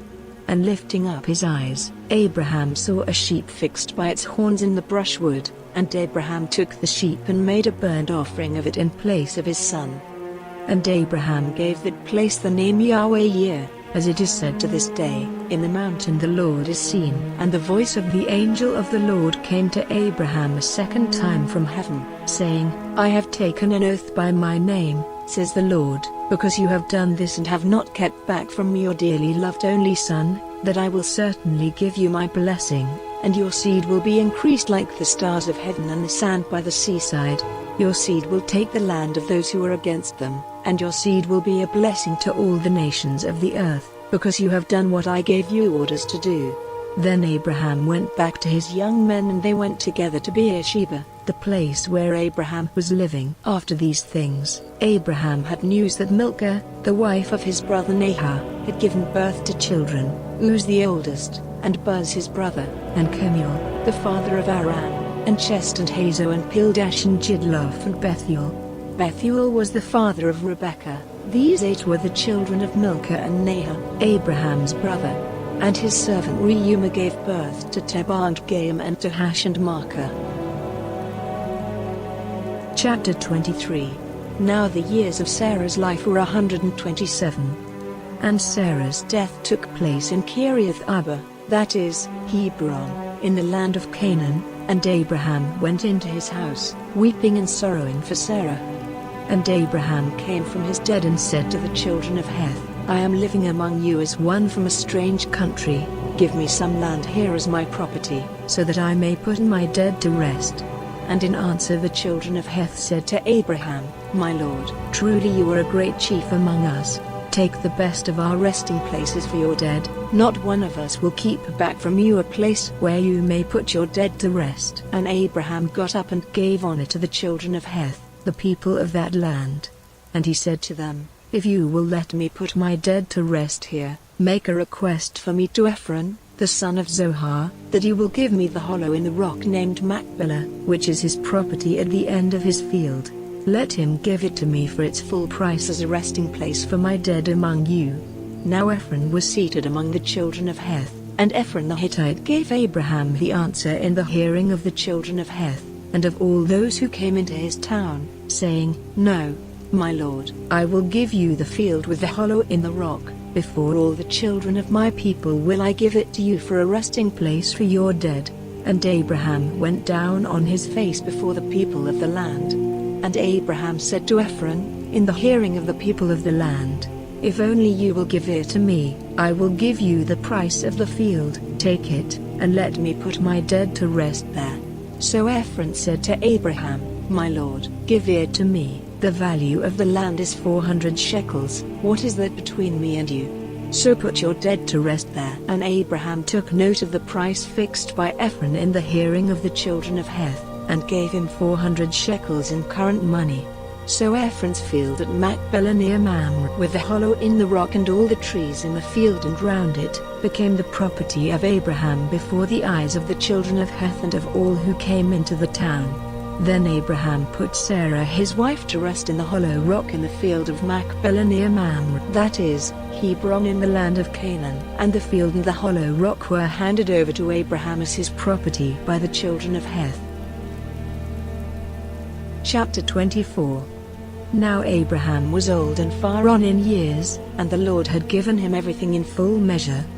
And Abraham said to his chief servant, the manager of all his property, Come now, put your hand under my leg, and take an oath by the Lord, the God of heaven and the God of the earth, that you will not get a wife for my son Isaac from the daughters of the Canaanites among whom I am living, but that you will go into my country and to my relations and get a wife there for my son Isaac. And the servant said, If by chance the woman will not come with me into this land, am I to take your son back again to the land from which you came? And Abraham said, Take care that you do not let my son go back to that land. The Lord God of heaven, who took me from my father's house and from the land of my birth, and made an oath to me, saying, to your seed I will give this land. He will send his angel before you and give you a wife for my son in that land. And if the woman will not come with you, then you are free from this oath, only do not take my son back there. And the servant put his hand under Abraham's leg, and gave him his oath about this thing. And the servant took 10 of his master's camels, and all sorts of good things of his master's, and went to Mesopotamia, to the town of Nahor. And he made the camels take their rest outside the town by the water spring in the evening, at the time when the women came to get water. And he said, O Lord, the God of my master Abraham, let me do well in what I have undertaken this day, and give your mercy to my master Abraham. See, I am waiting here by the water spring, and the daughters of the town are coming out to get water. Now, may the girl to whom I say, let down your vessel and give me a drink, and who says in answer, here is a drink for you and let me give water to your camels, may she be the one marked out by you for your servant Isaac, so may I be certain that you have been good to my master Abraham. And even before his words were ended, Rebekah, the daughter of Bethuel, the son of Milcah, who was the wife of Nahor, Abraham's brother, came out with her water vessel on her arm. She was a very beautiful girl, a virgin, who had never been touched by a man, and she went down to the spring to get water in her vessel. And the servant came running to her and said, give me a little water from your vessel. And she said, take a drink, my lord, and quickly letting down her vessel onto her hand, she gave him a drink. And having done so, she said, I will get water for your camels till they have had enough. And after putting the water from her vessel into the animals' drinking place, she went quickly back to the spring and got water for all the camels. And the man, looking at her, said nothing, waiting to see if the Lord had given his journey a good outcome. And when the camels had had enough, the man took a gold nose ring, half a shekel in weight, and 2 ornaments for her arms of 10 shekels weight of gold, and said to her, whose daughter are you? Is there room in your father's house for us? And she said to him, I am the daughter of Bethuel, the son of Milcah, Nahor's wife. And she said, we have a great store of dry grass and cattle food, and there is room for you. And with bent head the man gave worship to the Lord, and said, praise be to the Lord, the God of my master Abraham, who has given a sign that he is good and true to my master, by guiding me straight to the house of my master's family. So the girl went running and took the news of these things to her mother's house. Now Rebekah had a brother named Laban, and he came out quickly to the man at the water spring. And when he saw the nose ring and the ornaments on his sister's hands, and when she gave him word of what the man had said to her, then he went out to the man who was waiting with the camels by the water spring. And he said to him, come in, you on whom is the blessing of the Lord, why are you waiting outside? For I have made the house ready for you, and a place for the camels. Then the man came into the house, and Laban took their cords off the camels and gave them dry grass and food, and he gave to him and the men who were with him water for washing their feet, and meat was put before him. But he said, I will not take food till I have made my business clear to you. And they said, do so. And he said, I am Abraham's servant. The Lord has given my master every blessing, and he has become great. He has given him flocks and herds and silver and gold, and men servants and women servants and camels and asses. And when Sarah, my master's wife, was old, she gave birth to a son, to whom he has given all he has. And my master made me take an oath, saying, do not get a wife for my son from the daughters of the Canaanites among whom I am living, but go to my father's house and to my relations for a wife for my son. And I said to my master, what if the woman will not come with me? And he said, the Lord, whom I have ever kept before me, will send his angel with you, who will make it possible for you to get a wife for my son from my relations and my father's house, and you will be free from your oath to me when you come to my people, and if they will not give her to you, you will be free from your oath. And I came today to the water spring, and I said, O Lord, the God of my master Abraham, if it is your purpose to give a good outcome to my journey, let it come about that, while I am waiting here by the water spring, if a girl comes to get water and I say to her, give me a little water from your vessel, and she says, take a drink, and I will get water for your camels. Let her be the woman marked out by the Lord for my master's son." And even while I was saying this to myself, Rebekah came out with her vessel on her arm, and she went down to the spring to get water, and I said to her, "Give me a drink." And straightway she took down her vessel from her arm, and said, "Take a drink, and I will get water for your camels." And questioning her, I said, "Whose daughter are you?" And she said, "The daughter of Bethuel, the son of Nahor, and Milcah his wife." Then I put the ring on her nose and the ornaments on her hands. And with bent head I gave worship and praise to the Lord, the God of my master Abraham, by whom I had been guided in the right way, to get the daughter of my master's brother for his son. And now, say if you will do what is good and right for my master or not, in order that it may be clear to me what I have to do." Then Laban and Bethuel said in answer, "This is the Lord's doing. It is not for us to say yes or no to you. See, here is Rebekah, take her and go, and let her be your master's son's wife, as the Lord has said." And at these words, Abraham's servant went down on his face and gave praise to the Lord. Then he took jewels of silver and jewels of gold and fair robes and gave them to Rebekah. And he gave things of value to her mother and her brother. Then he and the men who were with him had food and drink, and took their rest there that night. And in the morning he got up, and said, "Let me now go back to my master." But her brother and her mother said, "Let the girl be with us a week or 10 days, and then she may go." And he said, "Do not keep me. The Lord has given a good outcome to my journey. Let me now go back to my master." And they said, "We will send for the girl, and let her make the decision." And they sent for Rebekah and said to her, "Are you ready to go with this man?" And she said, "I am ready." So they sent their sister Rebekah and her servant with Abraham's servant and his men. And they gave Rebekah their blessing, saying, "O sister, may you be the mother of thousands and 10,000s, and may your seed overcome all those who make war against them." So Rebekah and her servant women went with the man, seated on the camels, and so the servant took Rebekah and went on his way. Now Isaac had come through the wasteland to Beer-lahai, for he was living in the south.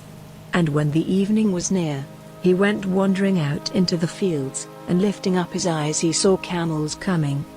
And when Rebekah, looking up, saw Isaac, she got down from her camel, and said to the servant, "Who is that man coming to us through the field?" And the servant said, "It is my master." Then she took her veil, covering her face with it. Then the servant gave Isaac the story of all he had done.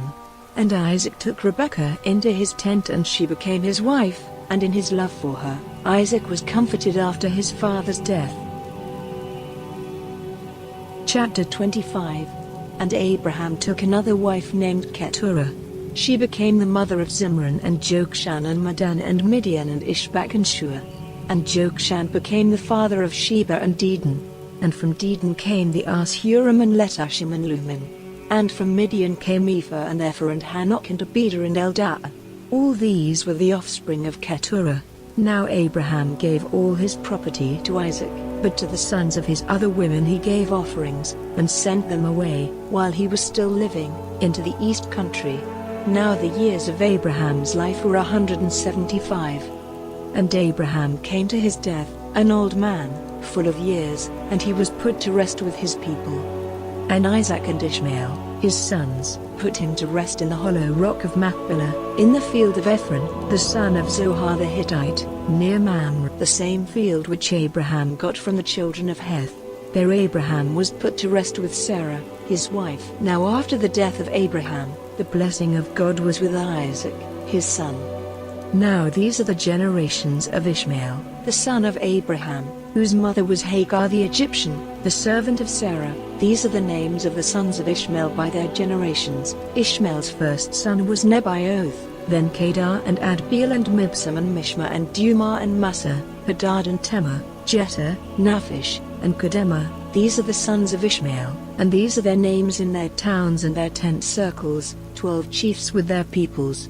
And the years of Ishmael's life were 137, and he came to his end, and was put to rest with his people. And their country was from Havilah to Shur, which is east of Egypt. They took their place to the east of all their brothers. Now these are the generations of Abraham's son Isaac. Isaac was 40 years old when he took Rebekah, the daughter of Bethuel the Aramean of Paddan Aram, and the sister of Laban the Aramean, to be his wife. Isaac made prayer to the Lord for his wife because she had no children, and the Lord gave ear to his prayer, and Rebekah became with child, and the children were fighting together inside her, and she said, "If it is to be so, why am I like this?" So she went to put her question to the Lord.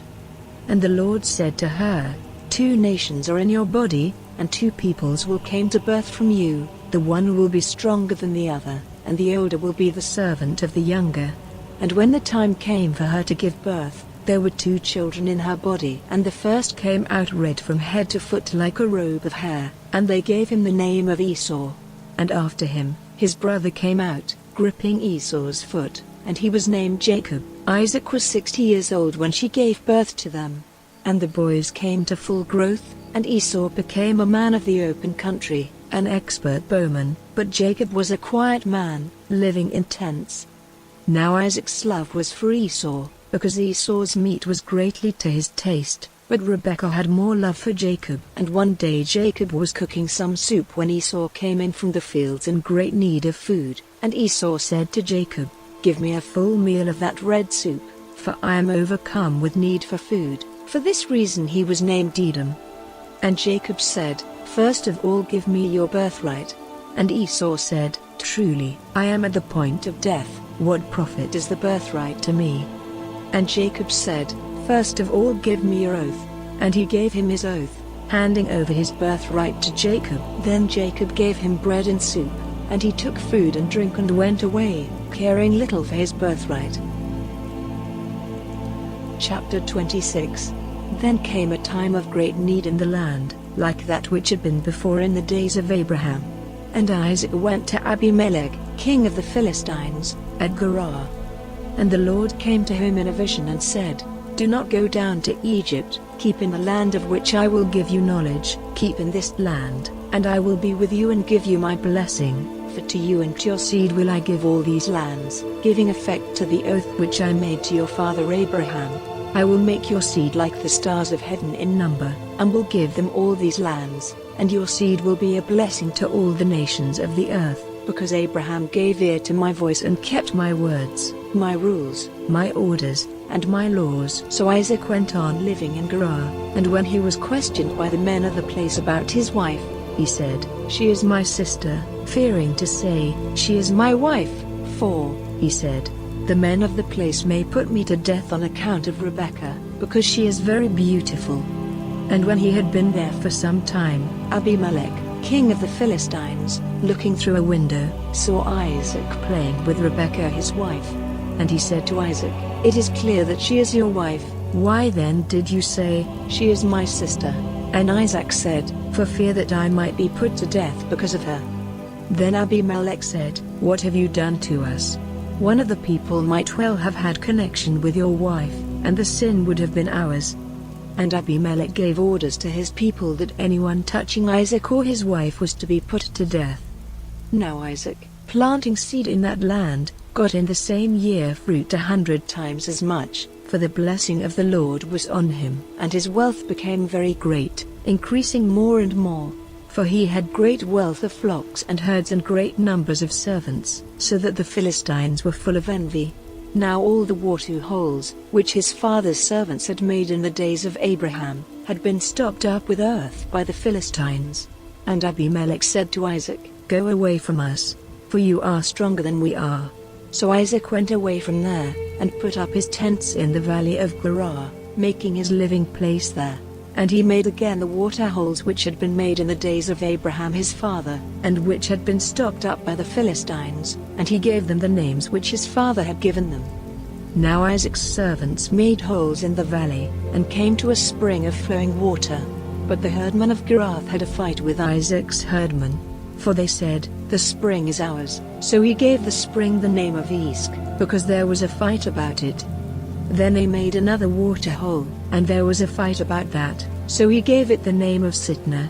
Then he went away from there, and made another water hole, about which there was no fighting, so he gave it the name of Rehoboth. For he said, Now the Lord has made room for us, and we will have fruit in this land." And from there he went on to Beersheba.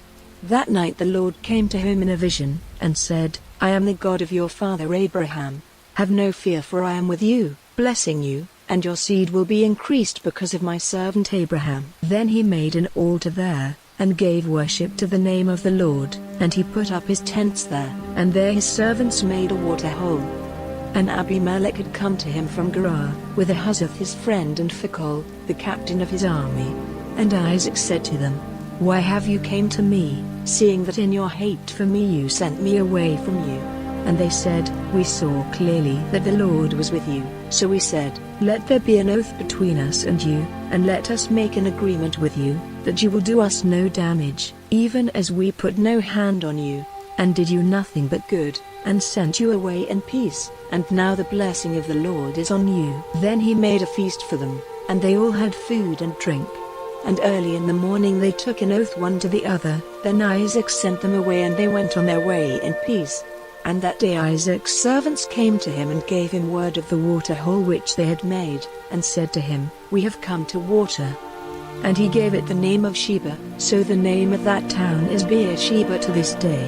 And when Esau was 40 years old, he took as his wives Judith, the daughter of Beeri the Hittite, and Basemath, the daughter of Elon the Hittite, and Isaac and Rebekah had grief of mind because of them. Chapter 27. Now when Isaac was old and his eyes had become clouded so that he was not able to see, he sent for Esau, his first son, and said to him, "My son." And he said, "Here am I." And he said, "See now, I am old, and my death may take place at any time, so take your arrows and your bow and go out to the field and get meat for me, and make me food, good to the taste, such as is pleasing to me, and put it before me, so that I may have a meal and give you my blessing before death comes to me." Now Isaac's words to his son were said in Rebekah's hearing. Then Esau went out to get the meat. And Rebekah said to Jacob, her son, "Your father said to your brother Esau in my hearing, Go and get some roast meat and make me a good meal, so that I may be full, and give you my blessing before the Lord before my death. Now, my son, do what I say. Go to the flock and get me 2 fat young goats, and I will make of them a meal to your father's taste, and you will take it to him, so that he may have a good meal and give you his blessing before his death." And Jacob said to Rebekah, his mother, "But Esau my brother is covered with hair, while I am smooth. If by chance my father puts his hand on me, it will seem to him that I am tricking him, and he will put a curse on me in place of a blessing." And his mother said, "Let the curse be on me, my son, only do as I say, and go and get them for me." So he went and got them and took them to his mother, and she made a meal to his father's taste. And Rebekah took the fair robes of her oldest son, which were with her in the house, and put them on Jacob, her younger son, and she put the skins of the young goats on his hands and on the smooth part of his neck, and she gave into the hand of Jacob, her son, the meat and the bread which she had made ready. And he came to his father, and said, "My father." And he said, "Here am I, who are you, my son?" And Jacob said, "I am Esau, your oldest son. I have done as you said. Come now, be seated and take of my meat, so that you may give me a blessing." And Isaac said, "How is it that you have got it so quickly, my son?" And he said, "Because the Lord your God made it come my way." And Isaac said, "Come near so that I may put my hand on you, my son, and see if you are truly my son Esau or not." And Jacob went near his father Isaac, and he put his hands on him, and he said, "The voice is Jacob's voice, but the hands are the hands of Esau." And he did not make out who he was, because his hands were covered with hair like his brother Esau's hands, so he gave him a blessing. And he said, "Are you truly my son Esau?" And he said, "I am." And he said, "Put it before me and I will take of my son's meat, so that I may give you a blessing." And he put it before him and he took it. And he gave him wine, and he had a drink. And his father Isaac said to him, "Come near now, my son, and give me a kiss." And he came near and gave him a kiss, and smelling the smell of his clothing, he gave him a blessing, and said, "See, The smell of my son is like the smell of a field on which the blessing of the Lord has come. May God give you the dew of heaven, and the good things of the earth, and grain and wine in full measure. Let peoples be your servants, and nations go down before you. Be lord over your brothers, and let your mother's sons go down before you. A curse be on everyone by whom you are cursed, and a blessing on those who give you a blessing. And when Isaac had come to the end of blessing Jacob, and Jacob had not long gone away from Isaac his father, Esau came in from the field, and he made ready a meal, good to the taste, and took it to his father, and said to him, Let my father get up and take of his son's meat, so that you may give me a blessing. And Isaac his father said to him, Who are you? And he said, I am your oldest son, Esau. And in great fear Isaac said, Who then is he who got meat and put it before me, and I took it all before you came, and gave him a blessing, and as it will be. And hearing the words of his father, Esau gave a great and bitter cry, and said to his father, Give a blessing to me, even to me, O my father. And he said, Your brother came with deceit, and took away your blessing. And he said, Is it because he is named Jacob that he has twice taken my place? For he took away my birthright, and now he has taken away my blessing. And he said, Have you not kept a blessing for me? And Isaac answering said, But I have made him your master, and have given him all his brothers for servants. I have made him strong with grain and wine. What then am I to do for you, my son? And Esau said to his father, Is that the only blessing you have, my father? Give a blessing to me, even me. And Esau was overcome with weeping. Then Isaac his father made answer and said to him, Far from the fertile places of the earth, and far from the dew of heaven on high will your living place be. By your sword will you get your living, and you will be your brother's servant. But when your power is increased, his yoke will be broken from off your neck. So Esau was full of hate for Jacob because of his father's blessing, and he said in his heart, The days of weeping for my father are near. Then I will put my brother Jacob to death. Then Rebekah, hearing what Esau had said, sent for Jacob, her younger son, and said to him, It seems that your brother Esau is purposing to put you to death. So now, my son, do what I say, go quickly to Haran, to my brother Laban, and be there with him for a little time, till your brother's wrath is turned away, till the memory of what you have done to him is past and he is no longer angry. Then I will send word for you to come back. Are the two of you to be taken from me in one day? Then Rebekah said to Isaac, My life is a weariness to me because of the daughters of Heth. If Jacob takes a wife from among the daughters of Heth, such as these, the women of this land, of what use will my life be to me? Chapter 28. Then Isaac sent for Jacob, and blessing him, said, Do not take a wife from among the women of Canaan, but go to Paddan Aram, to the house of Bethuel, your mother's father, and there get yourself a wife from the daughters of Laban, your mother's brother. And may God, the ruler of all, give you his blessing, giving you fruit and increase, so that you may become an army of peoples. And may God give you the blessing of Abraham, to you and to your seed, so that the land of your wanderings, which God gave to Abraham, may be your heritage. So Isaac sent Jacob away, and he went to Paddan Aram, to Laban, son of Bethuel the Aramean, the brother of Rebekah, the mother of Jacob and Esau. So when Esau saw that Isaac had given Jacob his blessing, and sent him away to Paddan Aram to get a wife for himself there, blessing him and saying to him, Do not take a wife from among the women of Canaan, and that Jacob had done as his father and mother said and had gone to Paddan Aram, it was clear to Esau that his father had no love for the women of Canaan. So Esau went to Ishmael and took Mahalath, the daughter of Abraham's son Ishmael, the sister of Nebaioth, to be his wife in addition to the wives he had. So Jacob went out from Beersheba to go to Haran, and coming to a certain place, he made it his resting place for the night, for the sun had gone down. And he took one of the stones which were there, and putting it under his head he went to sleep in that place. And he had a dream, and in his dream he saw steps stretching from earth to heaven, and the angels of God were going up and down on them. And he saw the Lord by his side, saying, I am the Lord, the God of Abraham your father. and the God of Isaac, I will give to you and your seed this land on which you are sleeping. Your seed will be like the dust of the earth, covering all the land to the west and to the east, to the north and to the south. You and your seed will be a name of blessing to all the families of the earth. And truly, I will be with you, and will keep you wherever you go, guiding you back again to this land, and I will not give you up till I have done what I have said to you.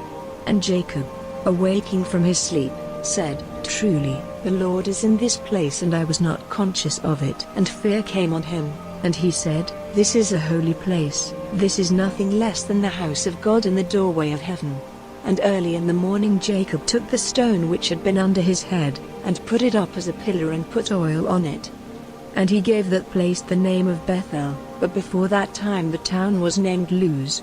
Then Jacob took an oath, and said, If God will be with me, and keep me safe on my journey, and give me food and clothing to put on, so that I come again to my father's house in peace, then I will take the Lord to be my God, and this stone which I have put up for a pillar will be God's house, and of all you give me, I will give a 10th part to you. Chapter 29. Then Jacob went on his journey till he came to the land of the children of the east. And there he saw a water hole in a field, and by the side of it 3 flocks of sheep. For there they got water for the sheep, and on the mouth of the water hole there was a great stone. And all the flocks would come together there, and when the stone had been rolled away, they would give the sheep water, and put the stone back again in its place on the mouth of the water hole. Then Jacob said to the herdmen, My brothers, where do you come from? And they said, From Haran. And he said to them, Have you any knowledge of Laban, the son of Nahor? And they said, We have. And he said to them, Is he well? And they said, He is well, and here is Rachel his daughter coming with the sheep. Then Jacob said, The sun is still higher, and it is not time to get the cattle together. Get water for the sheep and go and give them their food. And they said, We are not able to do so till all the flocks have come together and the stone has been rolled away from the mouth of the water hole. Then we will get water for the sheep. While he was still talking with them, Rachel came with her father's sheep, for she took care of them. Then when Jacob saw Rachel, the daughter of Laban, his mother's brother, coming with Laban's sheep, he came near, and rolling the stone away from the mouth of the hole, he got water for Laban's flock. And weeping for joy, Jacob gave Rachel a kiss. And Rachel, hearing from Jacob that he was her father's relation and that he was the son of Rebekah, went running to give her father news of it. And Laban, hearing news of Jacob, his sister's son, came running, and took Jacob in his arms, and kissing him, made him come into his house. And Jacob gave him news of everything. And Laban said to him, Truly, you are my bone and my flesh. And he kept Jacob with him for the space of a month. Then Laban said to Jacob, Because you are my brother, are you to be my servant for nothing? Say now, what is your payment to be? Now Laban had 2 daughters, the name of the older was Leah, and the name of the younger was Rachel. And Leah's eyes were clouded, but Rachel was fair in face and form. And Jacob was in love with Rachel, and he said, I will be your servant 7 years for Rachel, your younger daughter. And Laban said, It is better for you to have her than another man. Go on living here with me. And Jacob did 7 years' work for Rachel, and because of his love for her it seemed to him only a very little time. Then Jacob said to Laban, Give me my wife so that I may have her, for the days are ended. And Laban got together all the men of the place and gave a feast. And in the evening he took Leah, his daughter, and gave her to him, and he went in to her. And Laban gave Zilpah, his servant girl, to Leah, to be her waiting woman. And in the morning Jacob saw that it was Leah, and he said to Laban, What have you done to me? Was I not working for you so that I might have Rachel? Why have you been false to me? And Laban said, In our country we do not let the younger daughter be married before the older. Let the week of the bride feast come to its end, and then we will give you the other in addition, if you will be my servant for another 7 years. And Jacob did so, and when the week was ended, Laban gave him his daughter Rachel for his wife. And Laban gave Rachel his servant girl Bilhah to be her waiting woman. Then Jacob took Rachel as his wife, and his love for her was greater than his love for Leah, and he went on working for Laban for another 7 years. Now the Lord, seeing that Leah was not loved, gave her a child, while Rachel had no children. And Leah was with child, and gave birth to a son to whom she gave the name Reuben, for she said, "The Lord has seen my sorrow. Now my husband will have love for me." Then she became with child again, and gave birth to a son, and said, "Because it has come to the Lord's ears that I am not loved, he has given me this son in addition," and she gave him the name Simeon. And she was with child again, and gave birth to a son, and said, "Now at last my husband will be united to me, because I have given him 3 sons." So he was named Levi. And she was with child again, and gave birth to a son, and she said, "This time I will give praise to the Lord." So he was named Judah. After this she had no more children for a time.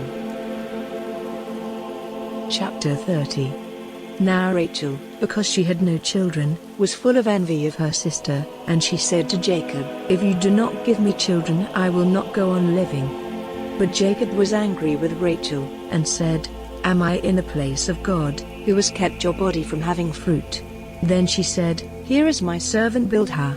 Go into her, so that she may have a child on my knees, and I may have a family by her." So she gave him her servant Bilhah as a wife, and Jacob went into her, and Bilhah became with child, and gave birth to a son. Then Rachel said, "God has been my judge, and has given ear to my voice, and has given me a son," so he was named Dan. And again Bilhah, Rachel's servant, was with child, and gave birth to a second son. And Rachel said, "I have had a great fight with my sister, and I have overcome her," and she gave the child the name Naphtali. When it was clear to Leah that she would have no more children for a time, she gave Zilpah, her servant, to Jacob as a wife, and Zilpah, Leah's servant, gave birth to a son. And Leah said, "It has gone well for me," and she gave him the name Gad. And Zilpah, Leah's servant, gave birth to a second son. And Leah said, "Happy am I, and all women will give witness to my joy," and she gave him the name Asher. Now at the time of the grain cutting, Reuben saw some love fruits in the field, and took them to his mother Leah. And Rachel said to her, "Let me have some of your son's love fruits." But Leah said to her, "Is it a small thing that you have taken my husband from me? And now would you take my son's love fruits?" Then Rachel said, "You may have him tonight in exchange for your son's love fruits." In the evening, when Jacob came in from the field, Leah went out to him and said, "Tonight you are to come to me, for I have given my son's love fruits as a price for you." And he went into her that night. And God gave ear to her, and she became with child, and gave Jacob a 5th son. Then Leah said, "God has made payment to me for giving my servant girl to my husband," so she gave her son the name Issachar. And again Leah became with child, and she gave Jacob a 6th son. And she said, "God has given me a good bride price. Now at last will I have my husband living with me, for I have given him 6 sons." And she gave him the name Zebulun. After that she had a daughter, to whom she gave the name Dinah. Then God gave thought to Rachel, and hearing her prayer he made her fertile. And she was with child, and gave birth to a son, and she said, "God has taken away my shame." And she gave him the name Joseph, saying, "May the Lord give me another son." Now after the birth of Joseph, Jacob said to Laban, "Let me go away to my place and my country. Give me my wives and my children, for whom I have been your servant, and let me go, for you have knowledge of all the work I have done for you." And Laban said, "If you will let me say so, do not go away, for I have seen by the signs that the Lord has been good to me because of you. Say then what your payment is to be, and I will give it." Then Jacob said, "You have seen what I have done for you, and how your cattle have done well under my care. For before I came you had little, and it has been greatly increased, and the Lord has given you a blessing in everything I have done. But when am I to do something for my family?" And Laban said, "What am I to give you?" And Jacob said, "Do not give me anything, but I will again take up the care of your flock if you will only do this for me. Let me go through all your flock today, taking out from among them all the sheep which are marked or colored or black, and all the marked or colored goats. These will be my payment." and so you will be able to put my honor to the test in time to come. If you see among my flocks any goats which are not marked or colored, or any sheep which is not black, you may take me for a thief." And Laban said, "Let it be as you say." So that day he took all the he-goats which were banded or colored, and all the she-goats which were marked or colored or had white marks, and all the black sheep, and gave them into the care of his sons, and sent them 3 days' journey away, and Jacob took care of the rest of Laban's flock. Then Jacob took young branches of trees, cutting off the skin so that the white wood was seen in bands. And he put the banded sticks in the drinking places where the flock came to get water, and they became with young when they came to the water. And because of this, the flock gave birth to young which were marked with bands of color. These lambs Jacob kept separate, and he put his flock in a place by themselves and not with Laban's flock. And whenever the stronger ones of the flock became with young, Jacob put the sticks in front of them in the drinking places, so that they might become with young when they saw the sticks. But when the flocks were feeble, he did not put the sticks before them, so that the feebler flocks were Laban's and the stronger were Jacob's. So Jacob's wealth was greatly increased. He had great flocks and women servants and men servants and camels and asses. Chapter 31. Now it came to the ears of Jacob that Laban's sons were saying, "Jacob has taken away all our father's property, and in this way he has got all this wealth." And Jacob saw that Laban's feeling for him was no longer what it had been before. Then the Lord said to Jacob, "Go back to the land of your fathers, and to your relations, and I will be with you."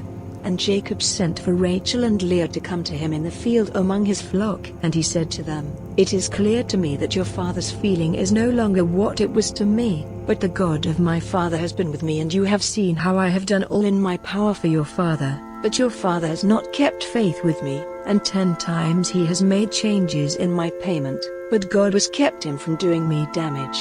If he said, 'All those in the flock which have marks are to be yours,' then all the flock gave birth to marked young, and if he said, 'All the banded ones are to be yours,' then all the flock had banded young. So God has taken away your father's cattle and has given them to me. And at the time when the flock were with young, I saw in a dream that all the he-goats which were joined with the she-goats were banded and marked and colored. And in my dream the angel of the Lord said to me, 'Jacob,' and I said, 'Here am I.' And he said, 'See how all the he-goats are banded and marked and colored, for I have seen what Laban has done to you. I am the God of Bethel, where you put oil on the pillar and took an oath to me. Now then, come out of this land and go back to the country of your birth.' Then Rachel and Leah said to him in answer, 'What part or heritage is there for us in our father's house? Are we not as people from a strange country to him? For he took a price for us, and now it is all used up. For the wealth which God has taken from him is ours and our children's. So now, whatever God has said to you, do.' Then Jacob put his wives and his sons on camels, and sending on before him all his cattle and his property which he had got together in Paddan Aram, he made ready to go to Isaac his father in the land of Canaan. Now Laban had gone to see to the cutting of the wool of his sheep, so Rachel secretly took the images of the gods of her father's house. And Jacob went away secretly, without giving news of his flight to Laban the Aramean. So he went away with all he had, and went across the river in the direction of the hill country of Gilead. And on the 3rd day Laban had news of Jacob's flight, and taking the men of his family with him, he went after him for 7 days and overtook him in the hill country of Gilead. Then God came to Laban in a dream by night, and said to him, 'Take care that you say nothing good or bad to Jacob.' Now when Laban overtook him, Jacob had put up his tent in the hill country, and Laban and his brothers put up their tents in the hill country of Gilead. And Laban said to Jacob, 'Why did you go away secretly, taking my daughters away like prisoners of war? Why did you make a secret of your flight, not giving me word of it, so that I might have sent you away with joy and songs, with melody and music?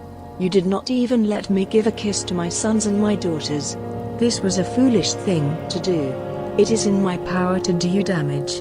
But the God of your father came to me this night, saying, "Take care that you say nothing good or bad to Jacob.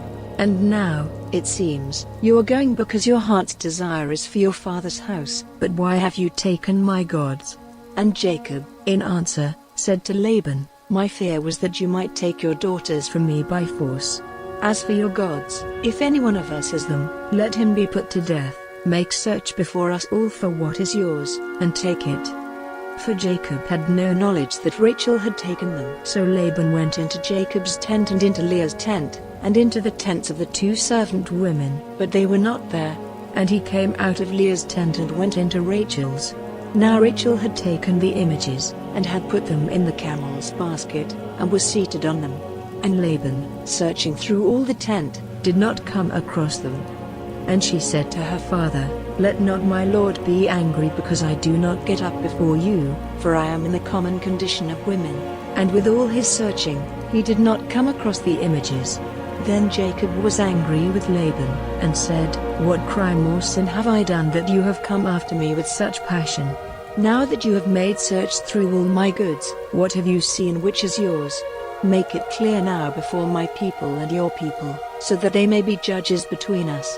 These 20 years I have been with you, your sheep and your goats have had young without loss. Not one of your goats have I taken for food. Anything which was wounded by beasts I did not take to you, but myself made up for the loss of it. You made me responsible for whatever was taken by thieves, by day or by night. This was my condition, wasted by heat in the day and by the bitter cold at night, and sleep went from my eyes. These 20 years I have been in your house. I was your servant for 14 years because of your daughters, and for 6 years I kept your flock, and 10 times was my payment changed. If the God of my father, the God of Abraham and the fear of Isaac, had not been with me, you would have sent me away with nothing in my hands. But God has seen my troubles and the work of my hands, and this night he kept you back."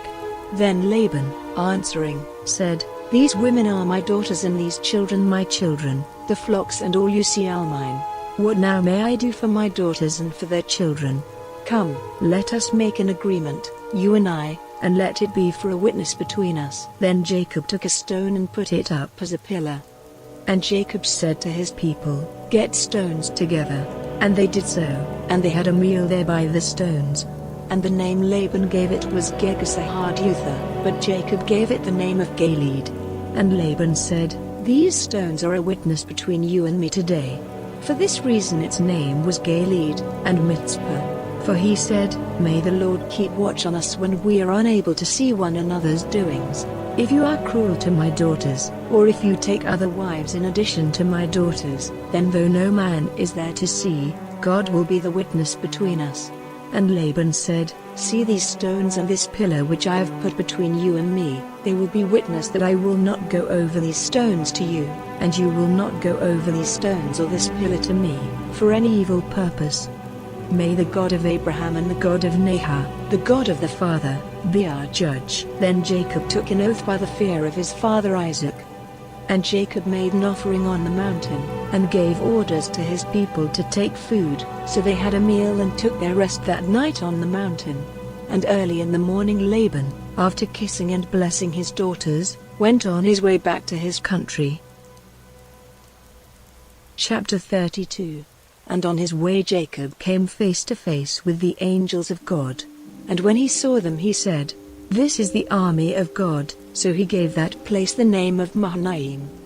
Now Jacob sent servants before him to Esau, his brother, in the land of Seir, the country of Edom, and he gave them orders to say these words to Esau, "Your servant Jacob says, till now I have been living with Laban, and I have oxen and asses and flocks and men servants and women servants, and I have sent to give my lord news of these things so that I may have grace in his eyes."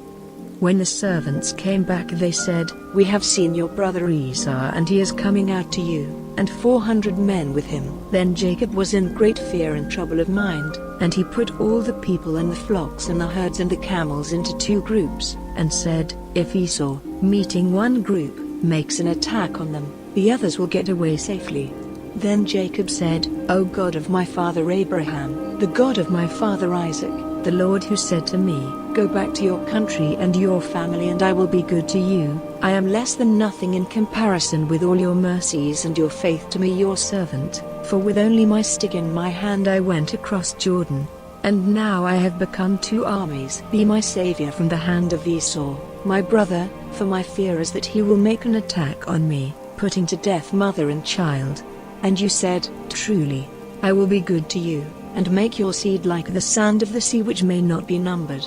Then he put up his tent there for the night, and from among his goods he took, as an offering for his brother Esau, 200 she-goats and 20 he-goats, 200 females and 20 males from the sheep, 30 camels with their young ones, 40 cows, 10 oxen, 20 asses, and 10 young asses. These he gave to his servants, every herd by itself. And he said to his servants, Go on before me, and let there be a space between one herd and another. And he gave orders to the first, saying, When my brother Esau comes to you and says, Whose servant are you? And where are you going? And whose are these herds? Then say to him, These are your servant Jacob's, they are an offering for my lord, for Esau, and he himself is coming after us. And he gave the same orders to the second and the third and to all those who were with the herds, saying, This is what you are to say to Esau when you see him. And you are to say further, Jacob, your servant, is coming after us. For he said to himself, I will take away his wrath by the offering which I have sent on, and then I will come before him. It may be that I will have grace in his eyes.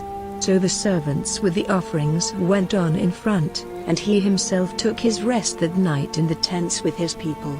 And in the night he got up, and taking with him his 2 wives and the 2 servant women and his 11 children, he went over the river Jabbok. He took them and sent them over the stream with all he had.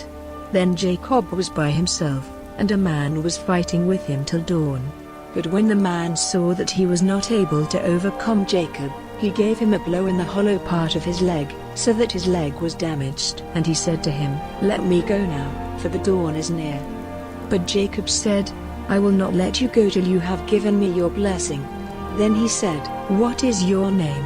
And he said, Jacob. And he said, Your name will no longer be Jacob, but Israel, for in your fight with God and with men you have overcome. Then Jacob said, What is your name? And he said, What is my name to you? Then he gave him a blessing. And Jacob gave that place the name of Peniel, saying, I have seen God face to face, and still I am living. And while he was going past Peniel, the sun came up. And he went with unequal steps because of his damaged leg. For this reason the children of Israel, even today, never take that muscle in the hollow of the leg as food, because the hollow of Jacob's leg was touched. Chapter 33. Then Jacob, lifting up his eyes, saw Esau coming with his 400 men. So he made a division of the children between Leah and Rachel and the 2 women servants. He put the servants and their children in front, Leah and her children after them, and Rachel and Joseph at the back. And he himself, going before them, went down on his face to the earth 7 times till he came near his brother. Then Esau came running up to him, and folding him in his arms, gave him a kiss, and the 2 of them were overcome with weeping. Then Esau, lifting up his eyes, saw the women and the children, and said, Who are these with you? And he said, The children whom God in his mercy has given to your servant. Then the servants and their children came near, and went down on their faces. And Leah came near with her children, and then Joseph and Rachel, and they did the same. And he said, What were all those herds which I saw on the way? And Jacob said, They were an offering so that I might have grace in my Lord's eyes. But Esau said, I have enough, keep what is yours, my brother, for yourself.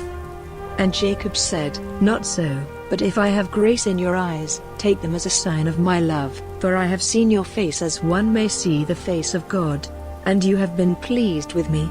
Take my offering then, with my blessing, for God has been very good to me and I have enough. So at his strong request, he took it.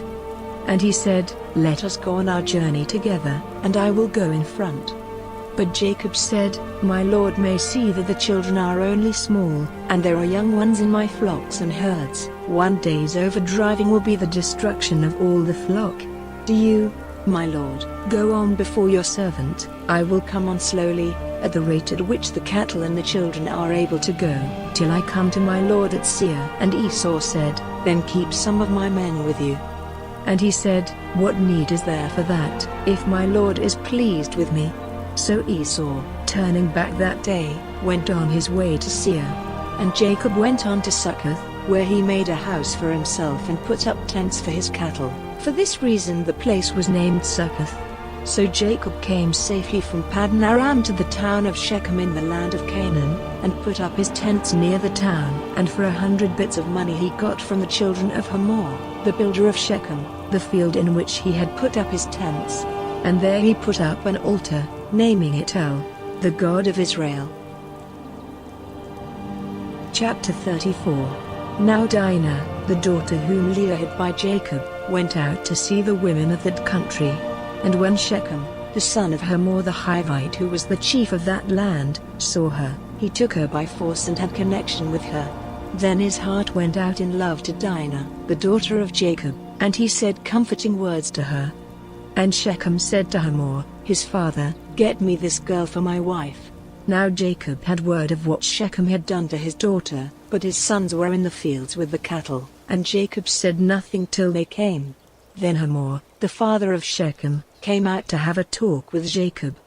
Now the sons of Jacob came in from the fields when they had news of it, and they were wounded and very angry because of the shame he had done in Israel by having connection with Jacob's daughter, and they said, "Such a thing is not to be done."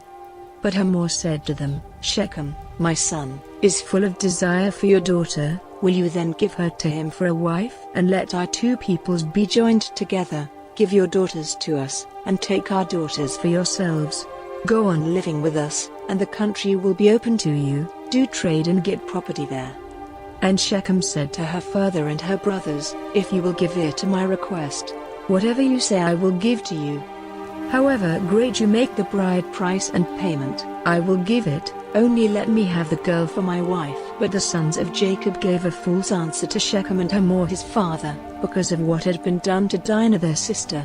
And they said, "It is not possible for us to give our sister to one who is without circumcision, for that would be a cause of shame to us. But on this condition only will we come to an agreement with you: if every male among you becomes like us and undergoes circumcision, then we will give our daughters to you and take your daughters to us and go on living with you as one people.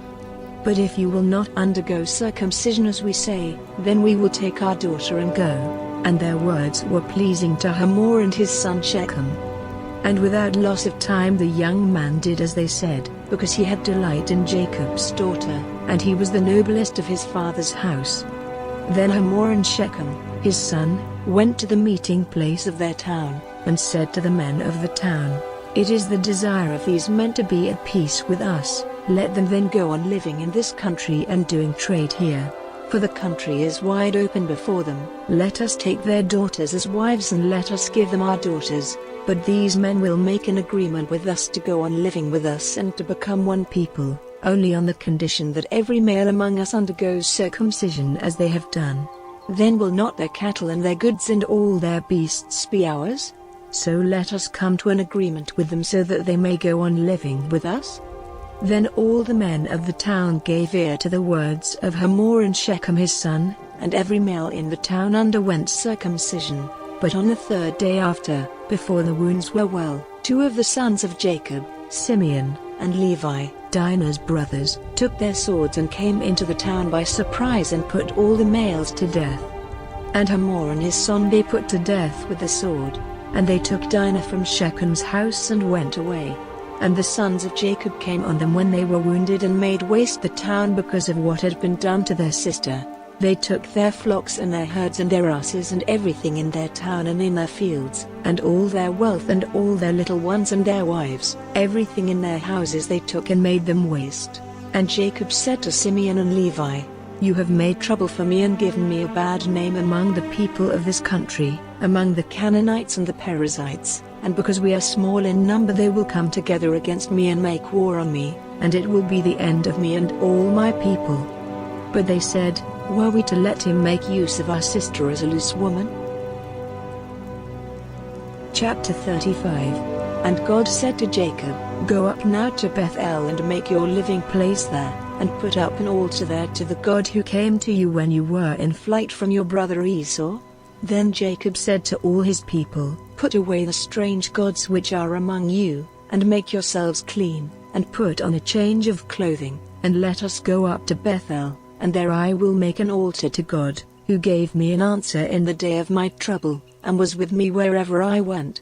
Then they gave to Jacob all the strange gods which they had, and the rings which were in their ears, and Jacob put them away under the holy tree at Shechem. So they went on their journey, and the fear of God was on the towns round about, so that they made no attack on the sons of Jacob. And Jacob came to Luz in the land of Canaan, which is the same as Bethel, he and all his people. And there he made an altar, naming the place El Bethel, because it was there he had the vision of God when he was in flight from his brother. And Deborah, the servant who had taken care of Rebekah from her birth, came to her end, and was put to rest near Bethel, under the holy tree, and they gave it the name of Alon-Bakuth. Now when Jacob was on his way from Paddan Aram, God came to him again and, blessing him, said, "Jacob is your name, but it will be so no longer. From now your name will be Israel." So he was named Israel. And God said to him, "I am God, the ruler of all. Be fertile, and have increase. A nation, truly a group of nations, will come from you, and kings will be your offspring. And the land which I gave to Abraham and Isaac, I will give to you, and to your seed after you I will give the land." Then God went up from him in the place where he had been talking with him. And Jacob put up a pillar in the place where he had been talking with God, and put a drink offering on it, and oil. And he gave to the place where God had been talking with him, the name of Bethel. So they went on from Bethel, and while they were still some distance from Ephrat, the pains of birth came on Rachel and she had a hard time. And when her pain was very great, the woman who was helping her said, "Have no fear, for now you will have another son." And in the hour when her life went from her, for death came to her, she gave the child the name Ben-Oni, but his father gave him the name of Benjamin. So Rachel came to her end and was put to rest on the road to Ephrat, which is Bethlehem. And Jacob put up a pillar on her resting place, which is named, the pillar of the resting place of Rachel, to this day. And Israel went journeying on and put up his tents on the other side of the tower of the flock. Now while they were living in that country, Reuben had connection with Bilhah, his father's servant woman, and Israel had news of it. Now Jacob had 12 sons, the sons of Leah, Reuben, Jacob's first son, and Simeon and Levi and Judah and Issachar and Zebulun, the sons of Rachel, Joseph and Benjamin, the sons of Bilhah, Rachel's servant, Dan and Naphtali, the sons of Zilpah, Leah's servant, Gad and Asher. These are the sons whom Jacob had in Paddan Aram. And Jacob came to his father Isaac at Mamre at Kiriath Arba, that is, Hebron, where Abraham and Isaac had been living. And Isaac was 180 years old. Then Isaac came to his end and was put to rest with his father's people, an old man after a long life. And Jacob and Esau, his sons, put him in his last resting place. Chapter 36. Now these are the generations of Esau, that is to say, Edom.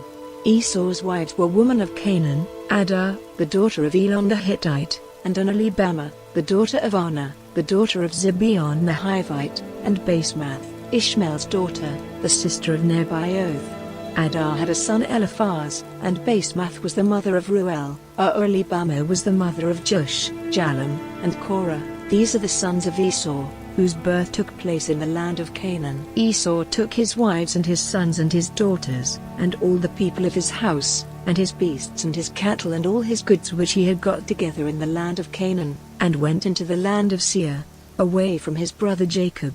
For their wealth was so great that the land was not wide enough for the two of them and all their cattle. So Esau made his living place in the hill country of Seir. Esau is Edom. And these are the generations of Esau, the father of the Edomites in the hill country of Seir. These are the names of Esau's sons: Eliphaz, the son of Esau's wife Adah, and Ruel, the son of Esau's wife Basemath. The sons of Eliphaz were Man, Omar, Zepho, Gatam, and Kenaz. And Eliphaz, the son of Esau, had connection with a woman named Timnah, who gave birth to Amalek. All these were the children of Esau's wife Adah. And these are the sons of Ruel, Nahath, Zerah, Shammah, and Mizah. They were the children of Esau's wife Basemath. And these are the sons of Esau's wife Aholibamah, the daughter of Anah, the daughter of Zibeon. She was the mother of Josh, Jalam, and Korah. These were the chiefs among the sons of Esau, the sons of Eliphaz, Esau's first son, Taban, Omar, Zepho, Kenaz, Korah, Gatam, Amalek. All these were chiefs in the land of Edom, the offspring of Eliphaz, the seed of Adah. And these are the sons of Esau's son Ruel, Nahath, Zerah, Shammah, Mizah. These were the chiefs of Ruel in the land of Edom, the children of Esau's wife Basemath. And these are the sons of Esau's wife Aholibamah, Josh, Jalam, and Korah. These were the chiefs who came from Esau's wife Aholibamah, daughter of Anah. These were the sons of Esau, that is, Edom, and these were their chiefs. These are the sons of Seir the Horite who were living in that country: Ladan, Shobal, Zibeon, Anah, Dissan, Ezer, and Dissan. These are the chiefs of the Horites, offspring of Seir in the land of Edom. The children of Ladan were Hori and Hemam. Ladan's sister was Timnah. And these are the children of Shobal: Alvan, Manahath, Ebal, Shepho, and Onam. And these are the children of Zibeon, Ir and Anah, that same Anah who made the discovery of the water springs in the wasteland, when he was looking after the asses of his father Zibeon. And these are the children of Anah, Dissan and Aholibamah his daughter. These are the children of Dissan, Hemdan, Eshban, Ithran, and Keren. These are the children of Ezer, Bilhan, Zavan, and Arkan. These are the children of Dissan, Uz and Aaron. These were the Horite chiefs: Ladan, Shobal, Zibeon, Anah, Dissan, Ezer, and Dissan. Such were the Horite chiefs in their order in the land of Seir. And these are the kings who were ruling in the land of Edom before there was any king over the children of Israel. Bela, son of Beer, was king in Edom, and the name of his chief town was Dinhabah. At his death, Jobab, son of Zerah of Bozrah, became king in his place. And at the death of Jobab, Husham, from the country of the Temanites, became king in his place. And at the death of Husham, Hadad, son of Bedad, who overcame the Midianites in the field of Moab, became king. His chief town was named Avith. And at the death of Hadad, Samlah of Masrekah became king. And at the death of Samlah, Shaul of Rehoboth by the river became king in his place. And at the death of Shaul, Baal-Hanan, son of Achbor, became king. And at the death of Baal-Hanan, Hadar became king in his place. His chief town was named Por, and his wife's name was Mehetabel. She was the daughter of Matred, the daughter of Mezahab. These are the names of the chiefs of Esau in the order of their families and their places: Timnah, Alva, Jetheth, Aholibamah, Ela, Pinon, Kenaz, Taban, Mibsar, Magdiel, Iram. These are the Edomite chiefs, in their places in their heritage. This is Esau, the father of the Edomites. Chapter 37. Now Jacob was living in the land where his father had made a place for himself, in the land of Canaan. These are the generations of Jacob. Joseph, a boy 17 years old, was looking after the flock, together with his brothers, the sons of Bilhah and Zilpah, his father's wives, and Joseph gave their father a bad account of them.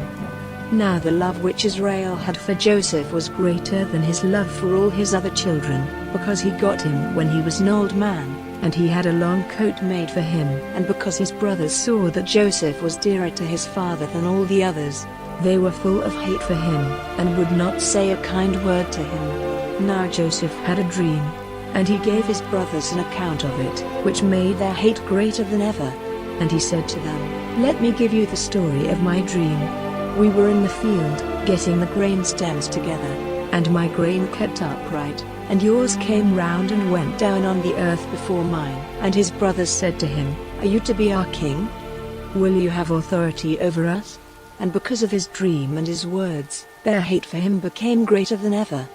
Then he had another dream, and gave his brothers an account of it, saying, "I have had another dream. The sun and the moon and 11 stars gave honor to me." And he gave word of it to his father and his brothers. But his father protesting said, "What sort of a dream is this? Am I and your mother and your brothers to go down on our faces to the earth before you?" And his brothers were full of envy, but his father kept his words in mind. Now his brothers went to keep watch over their father's flock in Shechem. And Israel said to Joseph, "Are not your brothers with the flock in Shechem? Come, I will send you to them." And he said to him, "Here am I." And he said to him, "Go now, and see if your brothers are well and how the flock is, then come back and give me word." So he sent him out of the valley of Hebron, and he came to Shechem. And a man saw him wandering in the country, and said to him, "What are you looking for?" And he said, "I am looking for my brothers. Please give me word of where they are keeping their flock." And the man said, "They have gone away from here. For they said in my hearing, 'Let us go to Dothan.'"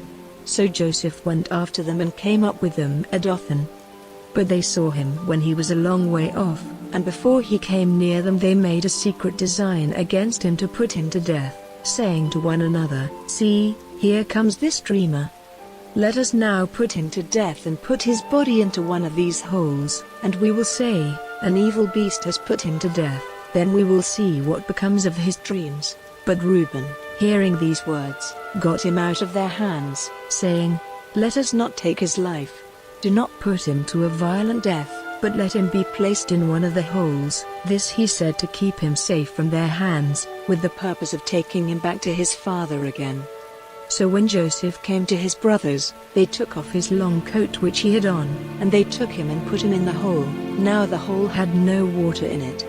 Then seating themselves, they took their meal, and looking up, they saw a traveling band of Ishmaelites, coming from Gilead on their way to Egypt, with spices and perfumes on their camels. And Judah said to his brothers, "What profit is there in putting our brother to death and covering up his blood? Let us give him to these Ishmaelites for a price, and let us not put violent hands on him, for he is our brother, our flesh." And his brothers gave ear to him. And some traders from Midian went by, so pulling Joseph up out of the hole, they gave him to the Ishmaelites for 20 bits of silver, and they took him to Egypt.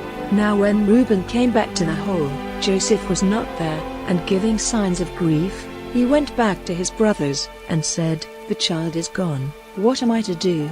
Then they took Joseph's coat, and put on it some of the blood from a young goat which they had put to death, and they took the coat to their father, and said, "We came across this, is it your son's coat or not?"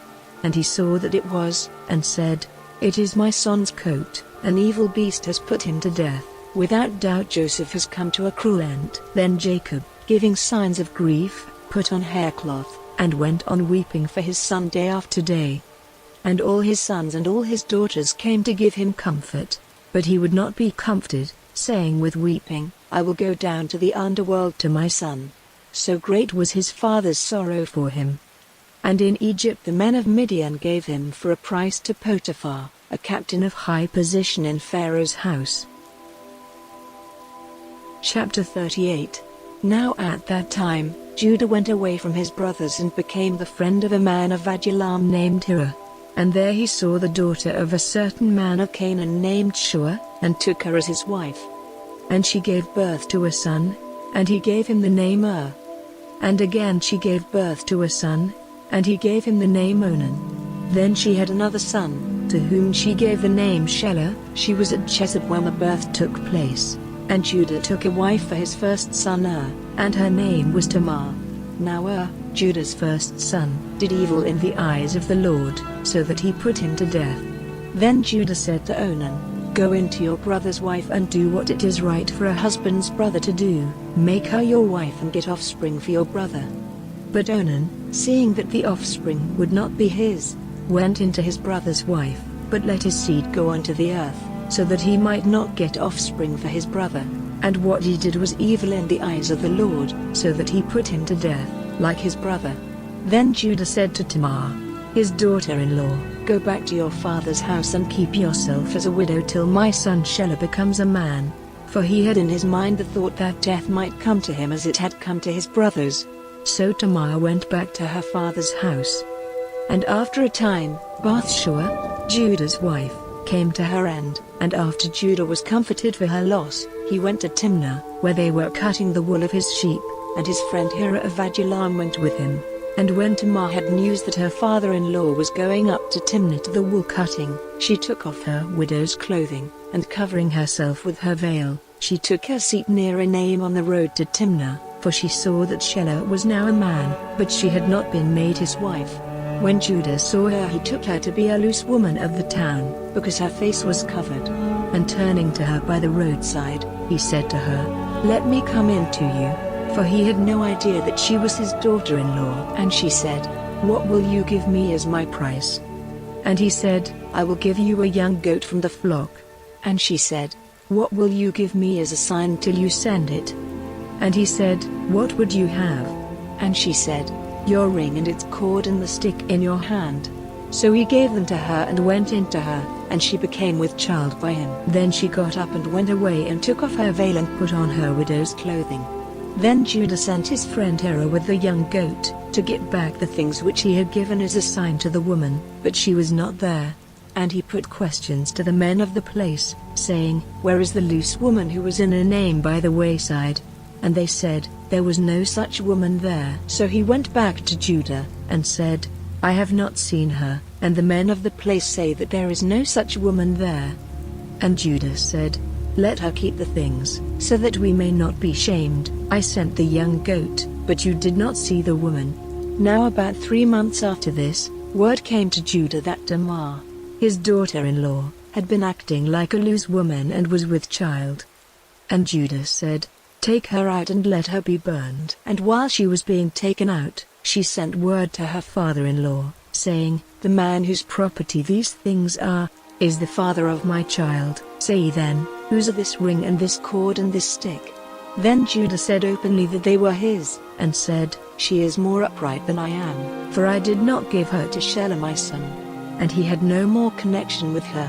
And when the time came for her to give birth, it was clear that there were 2 children in her body. And while she was in the act of giving birth, one of them put out his hand, and the woman who was with her put a red thread round his hand, saying, "This one came out first." But then he took his hand back again, and his brother came first to birth, and the woman said, "What an opening you have made for yourself." So he was named Perez. And then his brother came out, with the red thread round his hand, and he was named Zerah. Chapter 39. Now Joseph was taken down to Egypt, and Potiphar the Egyptian, a captain of high position in Pharaoh's house, got him for a price from the Ishmaelites who had taken him there. And the Lord was with Joseph, and he did well, and he was living in the house of his master the Egyptian. And his master saw that the Lord was with him, making everything he did go well. And having a high opinion of Joseph as his servant, he made him the overseer of his house and gave him control over all he had. And from the time when he made him overseer and gave him control of all his property, the blessing of the Lord was with the Egyptian. Because of Joseph, the blessing of the Lord was on all he had, in the house and in the field. And he gave Joseph control of all his property, keeping no account of anything, but only the food which was put before him. Now Joseph was very beautiful in form and face. And after a time, his master's wife, looking on Joseph with desire, said to him, "Be my lover." But he would not, and said to her, "You see that my master keeps no account of what I do in his house, and has put all his property in my control, so that no one has more authority in this house than I have. He has kept nothing back from me but you, because you are his wife. How then may I do this great wrong, sinning against God?" And day after day she went on requesting Joseph to come to her and be her lover, but he would not give ear to her. Now one day he went into the house to do his work, and not one of the men of the house was inside. And pulling at his coat, she said, "Come to my bed," but slipping out of his coat, he went running away. And when she saw that he had got away, letting her keep his coat, she sent for the men of her house and said to them, "See, he has let a Hebrew come here and make sport of us." He came to my bed, and I gave a loud cry, and hearing it he went running out without his coat. And she kept his coat by her, till his master came back. Then she gave him the same story, saying, "The Hebrew servant whom you have taken into our house came in to make sport of me, and when I gave a loud cry he went running out without his coat." And hearing his wife's account of what his servant had done, he became very angry. And Joseph's master took him and put him in prison, in the place where the king's prisoners were kept in chains, and he was there in the prison house. But the Lord was with Joseph, and was good to him, and made the keeper of the prison his friend. And the keeper of the prison put all the prisoners under Joseph's control, and he was responsible for whatever was done there. And the keeper of the prison gave no attention to anything which was under his care, because the Lord was with him, and the Lord made everything he did go well. Chapter 40. Now after these things the chief servant who had the care of the wine, and the chief bread maker in Pharaoh's house, did something against Pharaoh's orders, and Pharaoh was angry with his two servants, with the chief wine servant and the chief bread maker, and he put them in prison under the care of the captain of the army, in the same prison where Joseph himself was shut up. And the captain put them in Joseph's care, and he did what was needed for them. And they were kept in prison for some time. And these two had a dream on the same night, the chief wine servant and the chief bread maker of the king of Egypt, who were in prison. The two of them had dreams with a special sense. And in the morning when Joseph came to them he saw that they were looking sad. And he said to the servants of Pharaoh who were in prison with him, "Why are you looking so sad?" Then they said to him, "We have had a dream, and no one is able to give us the sense." And Joseph said, "Does not the sense of dreams come from God? What was your dream?" Then the chief wine servant gave Joseph an account of his dream, and said, "In my dream I saw a vine before me, and on the vine were 3 branches, and it seemed as if it put out buds and flowers, and from them came grapes ready for cutting. And Pharaoh's cup was in my hand. And I took the grapes and crushing them into Pharaoh's cup, gave the cup into Pharaoh's hand." Then Joseph said, "This is the sense of your dream. The 3 branches are 3 days. After 3 days Pharaoh will give you honor, and put you back into your place. And you will give him his cup as you did before, when you were his wine servant. But keep me in mind when things go well for you, and be good to me and say a good word for me to Pharaoh and get me out of this prison, for truly I was taken by force from the land of the Hebrews, and I have done nothing for which I might be put in prison." Now when the chief bread maker saw that the first dream had a good sense, he said to Joseph, "I had a dream, and in my dream there were 3 baskets of white bread on my head, and in the top basket were all sorts of cooked meats for Pharaoh, and the birds were taking them out of the baskets on my head." Then Joseph said, "This is the sense of your dream. The 3 baskets are 3 days. After 3 days Pharaoh will take you out of prison, hanging you on a tree, so that your flesh will be food for birds." Now the 3rd day was Pharaoh's birthday, and he gave a feast for all his servants, and he gave honor to the chief wine servant and the chief bread maker among the others. And he put the chief wine servant back in his old place, and he gave the cup into Pharaoh's hand. But the chief bread maker was put to death by hanging, as Joseph had said. But the wine servant did not keep Joseph in mind or give a thought to him. Chapter 41. Now after 2 years had gone by, Pharaoh had a dream, and in his dream he was by the side of the Nile, and out of the Nile came 7 cows, good-looking and fat, and their food was the river grass. And after them 7 other cows came out of the Nile, poor-looking and thin, and they were by the side of the other cows. And the 7 thin cows made a meal of the 7 fat cows. Then Pharaoh came out of his sleep, but he went to sleep again and had a second dream, in which he saw 7 heads of grain, full and good, all on one stem. And after them came up 7 other heads, thin and wasted by the east wind. And the 7 thin heads made a meal of the good heads. And when Pharaoh was awake he saw it was a dream. And in the morning his spirit was troubled, and he sent for all the wise men of Egypt and all the holy men, and put his dream before them. But no one was able to give him the sense of it. Then the chief wine servant said to Pharaoh, "The memory of my sin comes back to me now." Pharaoh had been angry with his servants, and had put me in prison in the house of the captain of the army, together with the chief bread maker, and we had a dream on the same night, the 2 of us, and the dreams had a special sense. And there was with us a young Hebrew, the captain's servant, and when we put our dreams before him, he gave us the sense of them. And it came about as he said. I was put back in my place, and the bread maker was put to death by hanging. Then Pharaoh sent for Joseph, and they took him quickly out of prison. And when his hair had been cut and his dress changed, he came before Pharaoh. And Pharaoh said to Joseph, I have had a dream, and no one is able to give me the sense of it. Now it has come to my ears that you are able to give the sense of a dream when it is put before you.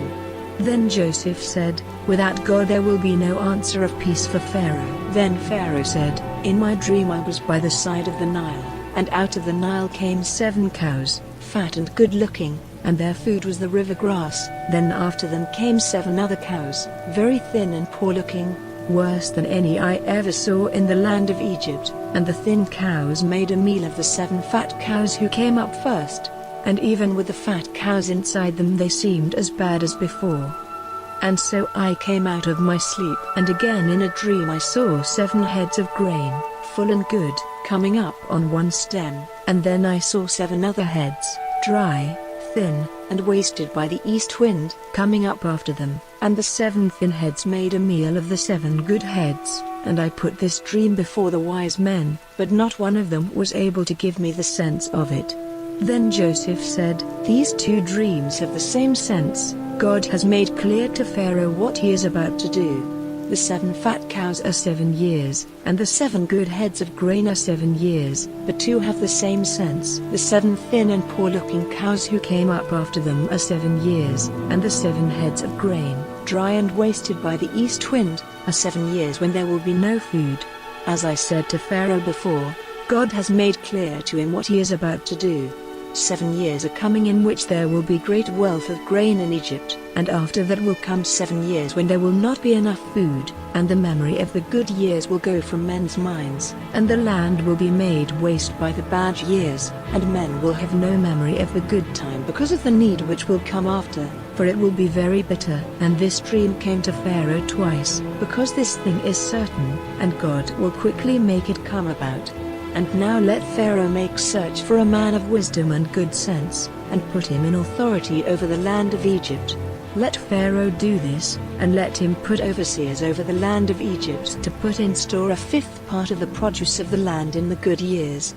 And let them get together all the food in those good years and make a store of grain under Pharaoh's control for the use of the towns, and let them keep it. And let that food be kept in store for the land till the 7 bad years which are to come in Egypt, so that the land may not come to destruction through need of food. And this seemed good to Pharaoh and to all his servants. Then Pharaoh said to his servants, Where may we get such a man as this, a man in whom is the Spirit of God? And Pharaoh said to Joseph, Seeing that God has made all this clear to you, there is no other man of such wisdom and good sense as you. You, then, are to be over my house, and all my people will be ruled by your word. Only as king will I be greater than you. And Pharaoh said to Joseph, See, I have put you over all the land of Egypt. Then Pharaoh took off his ring from his hand and put it on Joseph's hand, and he had him clothed with the best linen, and put a chain of gold round his neck, and he made him take his seat in the second of his carriages, and they went before him crying, Make way. So he made him ruler over all the land of Egypt.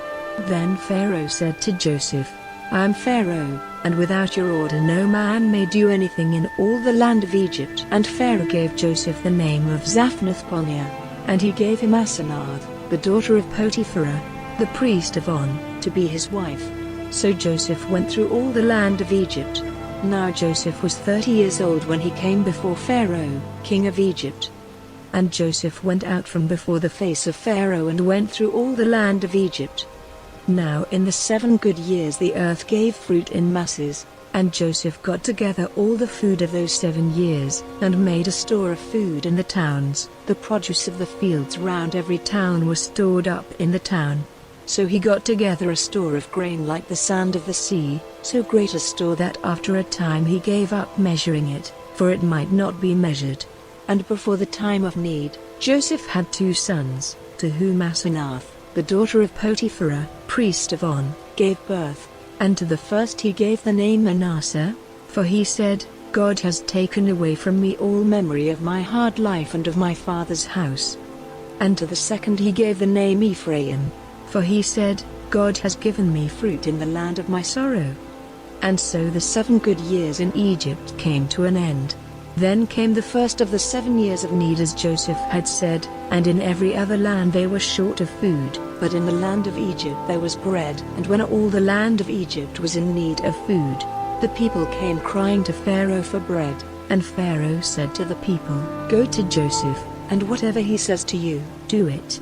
And everywhere on the earth they were short of food. Then Joseph, opening all his storehouses, gave the people of Egypt grain for money, so great was the need of food in the land of Egypt. And all lands sent to Egypt, to Joseph, to get grain, for the need was great over all the earth. Chapter 42. Now Jacob, hearing that there was grain in Egypt, said to his sons, Why are you looking at one another? And he said, I have had news that there is grain in Egypt. Go down there and get grain for us, so that life and not death may be ours. So Joseph's 10 brothers went down to get grain from Egypt. But Jacob did not send Benjamin, Joseph's brother, with them, for fear, as he said, that some evil might come to him. And the sons of Israel came with all the others to get grain, for they were very short of food in the land of Canaan. Now Joseph was ruler over all the land, and it was he who gave out the grain to all the people of the land. And Joseph's brothers came before him and went down on their faces to the earth. And when Joseph saw his brothers, it was clear to him who they were. But he made himself strange to them, and talking roughly to them, said, Where do you come from? And they said, From the land of Canaan, to get food. Now though Joseph saw that these were his brothers, they had no idea who he was. Then the memory of his dreams about them came back to Joseph, and he said to them, You have come secretly to see how poor the land is. And they said to him, Not so, my lord, your servants have come with money to get food. We are all one man's sons. We are true men. We have not come with any secret purpose. And he said to them, No, but you have come to see how poor the land is. Then they said, We your servants are 12 brothers, sons of one man in the land of Canaan. The youngest of us is now with our father, and one is dead. And Joseph said, It is as I said, you have come with some secret purpose, but in this way will you be put to the test, by the life of Pharaoh. You will not go away from this place till your youngest brother comes here. Send one of your number to get your brother, and the rest of you will be kept in prison, so that your words may be tested to see if you are true. If not, by the life of Pharaoh, your purpose is certainly secret. So he put them in prison for 3 days.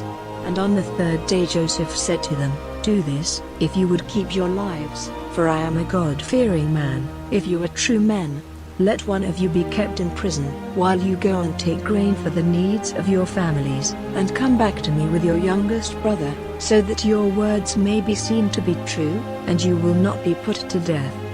This is what you are to do. And they said to one another, Truly, we did wrong to our brother, for we saw his grief of mind, and we did not give ear to his prayers. That is why this trouble has come on us. And Reuben said to them, Did I not say to you, Did the child no wrong? But you gave no attention, so now, punishment has come on us for his blood. They were not conscious that the sense of their words was clear to Joseph, for he had been talking to them through one who had knowledge of their language. And turning away from them, he was overcome with weeping. Then he went on talking to them again and took Simeon and put chains on him before their eyes. Then Joseph gave orders for their bags to be made full of grain, and for every man's money to be put back into his bag, and for food to be given them for the journey, which was done. Then they put the bags of grain on their asses and went away. Now at their night's resting place one of them, opening his bag to give his ass some food, saw his money in the mouth of the bag. And he said to his brothers, My money has been given back. It is in my bag. Then their hearts became full of fear, and turning to one another they said, What is this which God has done to us? So when they came to Jacob their father, in the land of Canaan, they gave him an account of all their experiences, saying, The man who is the ruler of the country was rough with us and put us in prison, saying that we had come with a secret evil purpose. And we said to him, We are true men. We have no evil designs. We are 12 brothers, sons of our father. One is dead, and the youngest is now with our father in the land of Canaan." And the ruler of the land said, "In this way I may be certain that you are true men. Let one of you be kept here with me, while you go and take grain for the needs of your families, and come back to me with your youngest brother, then I will be certain that you are true men. And I will give your brother back to you and let you do trade in the land." And when they took the grain out of their bags, it was seen that every man's parcel of money was in his bag, and when they and their father saw the money, they were full of fear. And Jacob their father said to them, "You have taken my children from me. Joseph is gone and Simeon is gone, and now you would take Benjamin away. All these things have come on me." And Reuben said, "Put my 2 sons to death if I do not come back to you with him. Let him be in my care and I will give him safely back to you." And he said, "I will not let my son go down with you, for his brother is dead and he is all I have. If evil overtakes him on the journey, then through you will my grey head go down to the underworld in sorrow." Chapter 43. Now the land was in bitter need of food. And when the grain which they had got in Egypt was all used up, their father said to them, "Go again and get us a little food." And Judah said to him, "The man said to us with an oath, 'You are not to come before me again without your brother. If you will let our brother go with us, we will go down and get food, but if you will not send him, we will not go down,' for the man said to us, 'You are not to come before me if your brother is not with you.' And Israel said, 'Why were you so cruel to me as to say to him that you had a brother?' And they said, 'The man put a number of questions to us about ourselves and our family, saying, "Is your father still living? Have you another brother?" And we had to give him answers. How were we to have any idea that he would say, 'Come back with your brother'?" Then Judah said to Israel, his father, "Send the boy with me, and let us be up and going, so that we and you and our little ones may not come to destruction. Put him into my care and make me responsible for him, if I do not give him safely back to you. Let mine be the sin forever. Truly, if we had not let the time go by, we might have come back again by now." Then their father Israel said to them, "If it has to be so, then do this: take of the best fruits of the land in your vessels to give the man, perfumes and honey and spices and nuts, and take twice as much money with you, that is to say, take back the money which was put in your bags, for it may have been an error, and take your brother and go back to the man, and may God, the ruler of all, give you mercy before the man, so that he may give you back your other brother and Benjamin. If my children are to be taken from me, there is no help for it." So they took what their father said for the man, and twice as much money in their hands, and Benjamin, and went on their journey to Egypt, and came before Joseph. And when Joseph saw Benjamin, he said to his chief servant, "Take these men into my house, and make ready a meal, for they will take food with me in the middle of the day." And the servant did as Joseph said, and took the men into Joseph's house. Now the men were full of fear because they had been taken into Joseph's house, and they said, "It is because of the money which was put back in our bags the first time. He is looking for something against us, so that he may come down on us and take us and our asses for his use." So they went up to Joseph's chief servant at the door of the house, and said, "O my lord, we only came down the first time to get food, and when we came to Anite's resting place, on opening our bags we saw that every man's money was in the mouth of his bag, all our money in full weight, and we have it with us to give it back, as well as more money, with which to get food. We have no idea who put our money in our bags." Then the servant said, "Peace be with you, have no fear, your God, even the God of your father, has put wealth in your bags for you. I had your money." Then he let Simeon come out to them. And the servant took them into Joseph's house, and gave them water for washing their feet, and he gave their asses food. And they got ready the things for Joseph before he came in the middle of the day. The word was given to them that they were to have a meal there. And when Joseph came in, they gave him the things which they had for him, and went down to the earth before him. And he said, "How are you? Is your father well? The old man of whom you were talking to me, is he still living?" And they said, "Your servant, our father, is well, he is still living." And they went down on their faces before him. Then, lifting up his eyes, he saw Benjamin, his brother, his mother's son, and he said, "Is this your youngest brother of whom you gave me word?" And he said, "God be good to you, my son." Then Joseph's heart went out to his brother, and he went quickly into his room, for he was overcome with weeping. Then, after washing his face, he came out, and controlling his feelings said, "Put food before us."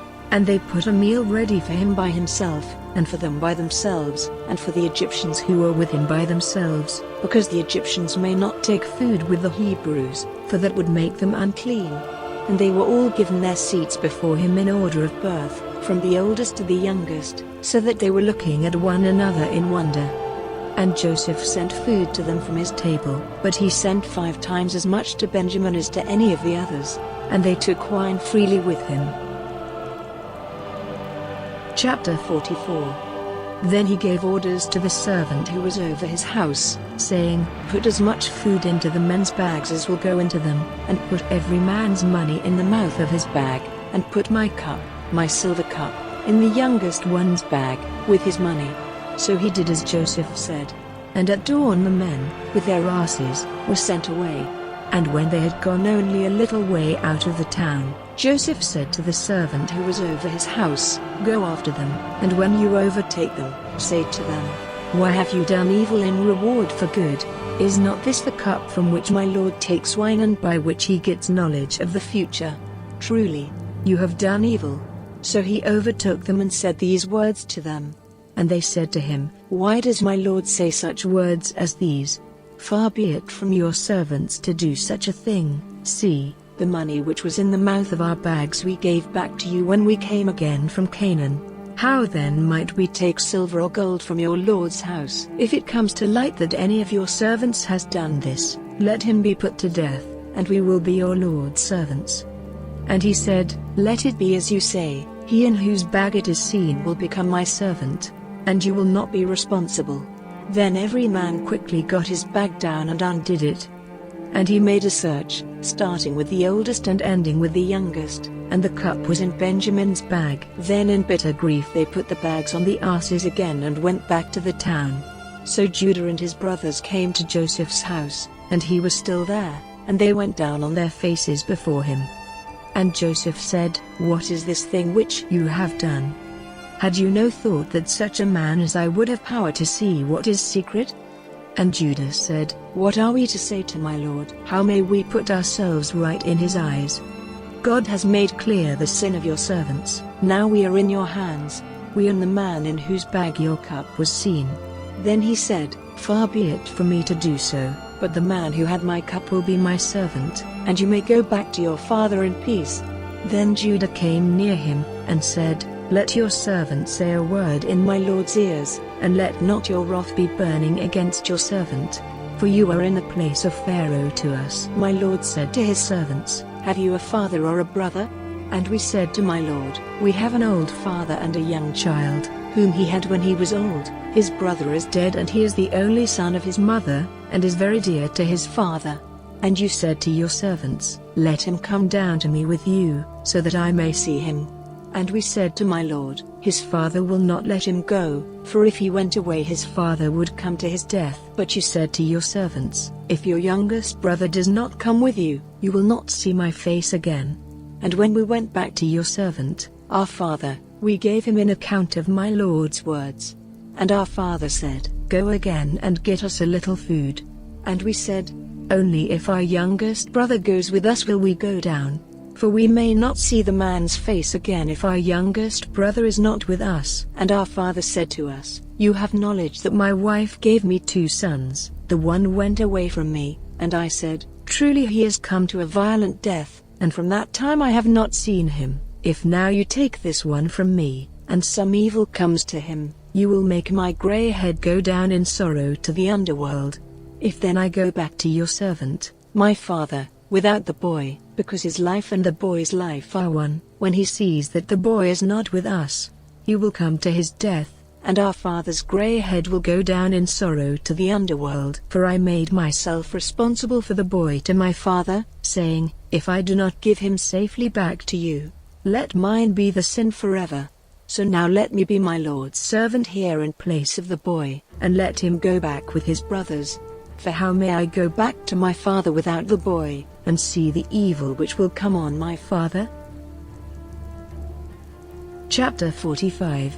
Then Joseph, unable to keep back his feelings before those who were with him, gave orders for everyone to be sent away, and no one was present when he made clear to his brothers who he was. And so loud was his weeping, that it came to the ears of the Egyptians and all Pharaoh's house. And Joseph said to his brothers, "I am Joseph, is my father still living?" But his brothers were not able to give him an answer, for they were troubled before him. Then Joseph said to his brothers, "Come near to me." And they came near, and he said, "I am Joseph your brother, whom you sent into Egypt. Now do not be troubled or angry with yourselves for sending me away, because God sent me before you to be the savior of your lives. For these 2 years have been years of need, and there are still 5 more years to come in which there will be no plowing or cutting of grain. God sent me before you to keep you and yours living on earth so that you might become a great nation. So now it was not you who sent me here, but God, and he has made me as a father to Pharaoh, and lord of all his house, and ruler over all the land of Egypt.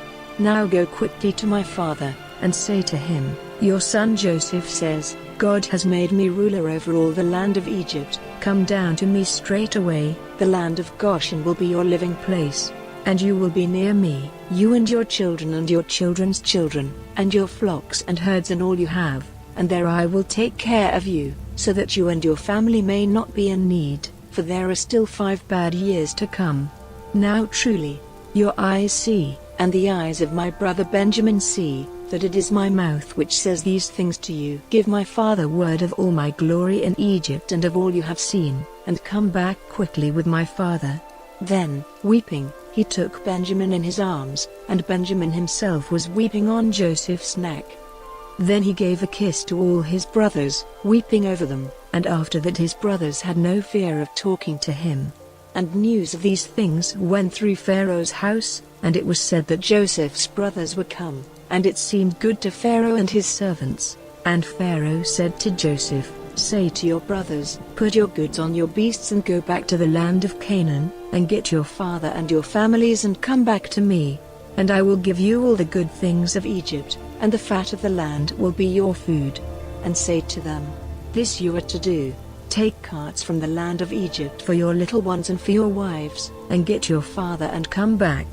And take no thought for your goods, for the best of all the land of Egypt is yours. And the children of Israel did as he said, and Joseph gave them carts as had been ordered by Pharaoh, and food for their journey.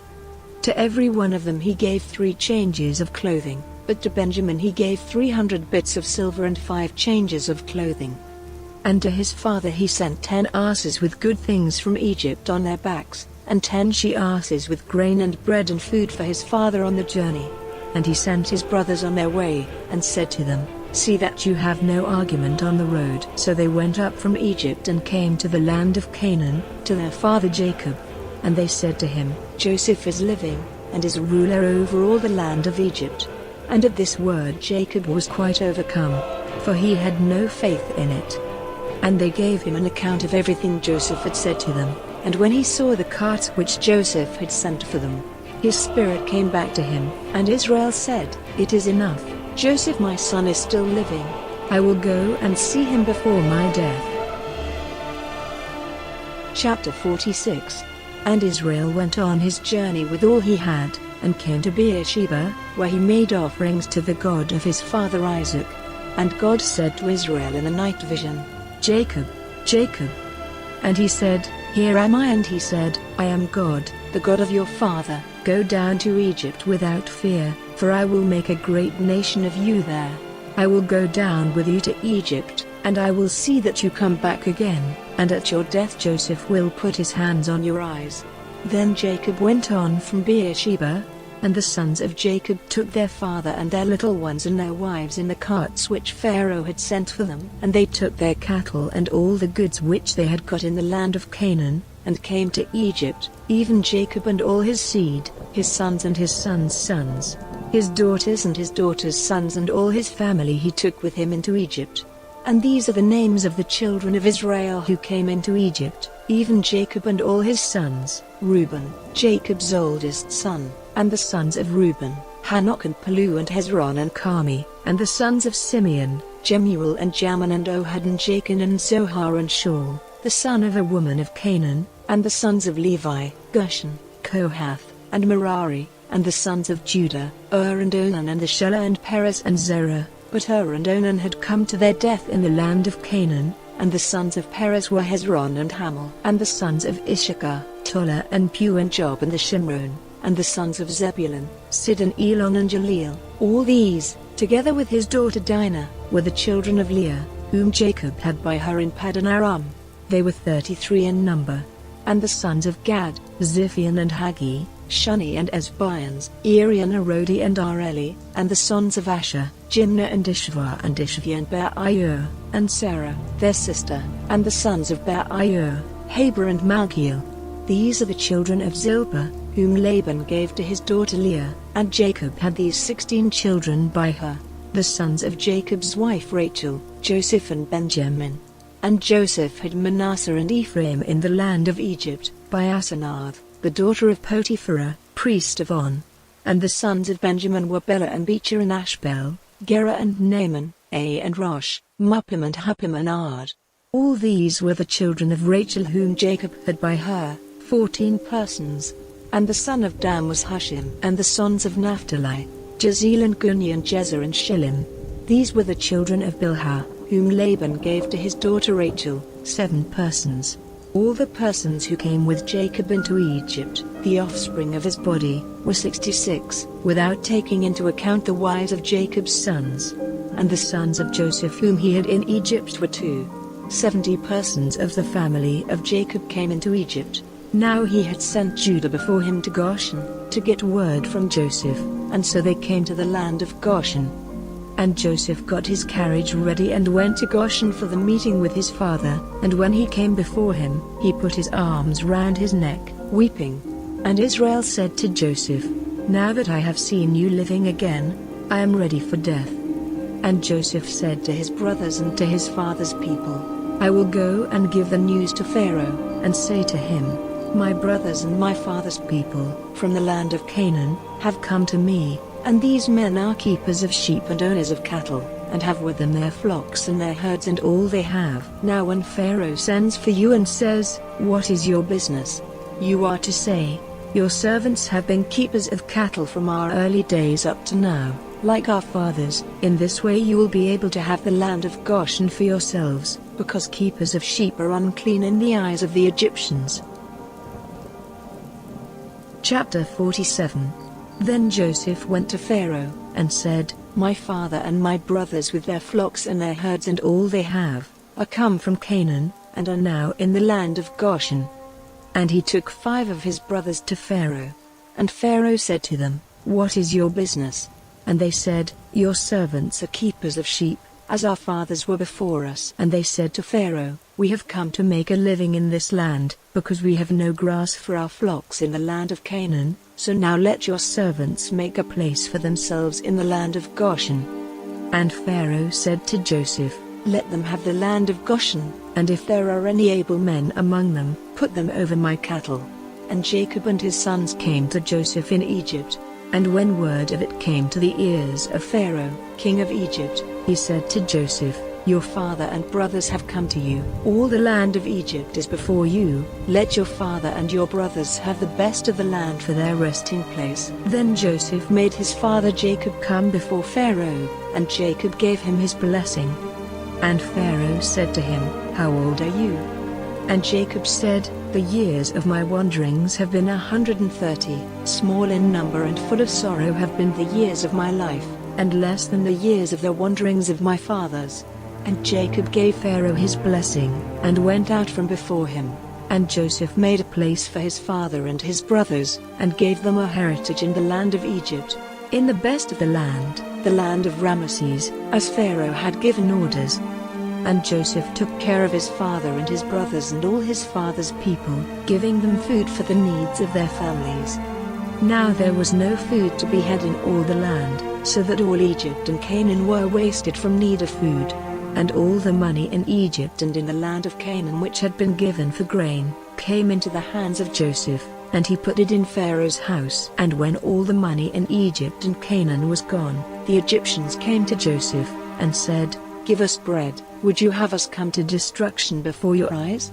For we have no more money." And Joseph said, "Give me your cattle. I will give you grain in exchange for your cattle if your money is all gone." So they took their cattle to Joseph, and he gave them bread in exchange for their horses and flocks and herds and asses. So all that year he gave them food in exchange for their cattle. And when that year was ended, they came to him in the second year, and said, "We may not keep it from our lord's knowledge that all our money is gone, and all the herds of cattle are my lord's. There is nothing more to give my lord but our bodies and our land. Are we to come to destruction before your eyes, we and our land? Take us and our land and give us bread, and we and our land will be servants to Pharaoh, and give us seed so that we may have life and the land may not become waste." So Joseph got all the land in Egypt for Pharaoh, for every Egyptian gave up his land in exchange for food, because of their great need. So all the land became Pharaoh's. And as for the people, he made servants of them, town by town, from one end of Egypt to the other. Only he did not take the land of the priests, for the priests had their food given them by Pharaoh, and having what Pharaoh gave them, they had no need to give up their land. Then Joseph said to the people, "I have made you and your land this day the property of Pharaoh. Here is seed for you to put in your fields. And when the grain is cut, you are to give a fifth part to Pharaoh, and 4 parts will be yours for seed and food, and for your families and your little ones." And they said to him, "Truly you have kept us from death, may we have grace in your eyes, and we will be Pharaoh's servants." Then Joseph made a law which is in force to this day, that Pharaoh was to have the 5th part, only the land of the priests did not become his. And so Israel was living among the Egyptians in the land of Goshen, and they got property there, and became very great in numbers and in wealth. And Jacob was living in the land of Goshen for 17 years, so the years of his life were 147. And the time of his death came near, and he sent for his son Joseph and said to him, "If now I am dear to you, put your hand under my leg and take an oath that you will not put me to rest in Egypt, but when I go to my fathers, you are to take me out of Egypt and put me to rest in their last resting place." And he said, "I will do so." And he said, "Take an oath to me." And he took an oath to him, and Israel gave worship on the bed's head. Chapter 48. Now after these things, word came to Joseph that his father was ill, and he took with him his sons Manasseh and Ephraim. And when they said to Jacob, "Your son Joseph is coming to see you," then Israel, getting all his strength together, had himself lifted up in his bed. And Jacob said to Joseph, "God, the ruler of all, came to me in a vision at Luz in the land of Canaan, and gave me his blessing, and said to me, 'Truly, I will make you fertile and give you increase and will make of you a great family of nations. And I will give this land to your seed after you to be their heritage forever. And now your 2 sons who came to birth in Egypt before I came to you here, are mine. Ephraim and Manasseh will be mine, in the same way as Reuben and Simeon are. And any other offspring which you have after them, will be yours, and will be named after their brothers in their heritage. And as for me, when I came from Paddan, death overtook Rachel on the way, when we were still some distance from Ephrat, and I put her to rest there on the road to Ephrat, which is Bethlehem." Then Israel, looking at Joseph's sons, said, "Who are these?" And Joseph said to his father, "They are my sons, whom God has given me in this land." And he said, "Let them come near me, and I will give them a blessing." Now because Israel was old, his eyes were no longer clear, and he was not able to see. So he made them come near to him, and he gave them a kiss, folding them in his arms. And Israel said to Joseph, "I had no hope of seeing your face again, but God in his mercy has let me see you and your children." Then Joseph took them from between his knees, and went down on his face to the earth. Then taking Ephraim with his right hand, Joseph put him at Israel's left side, and with his left hand he put Manasseh at Israel's right side, placing them near him.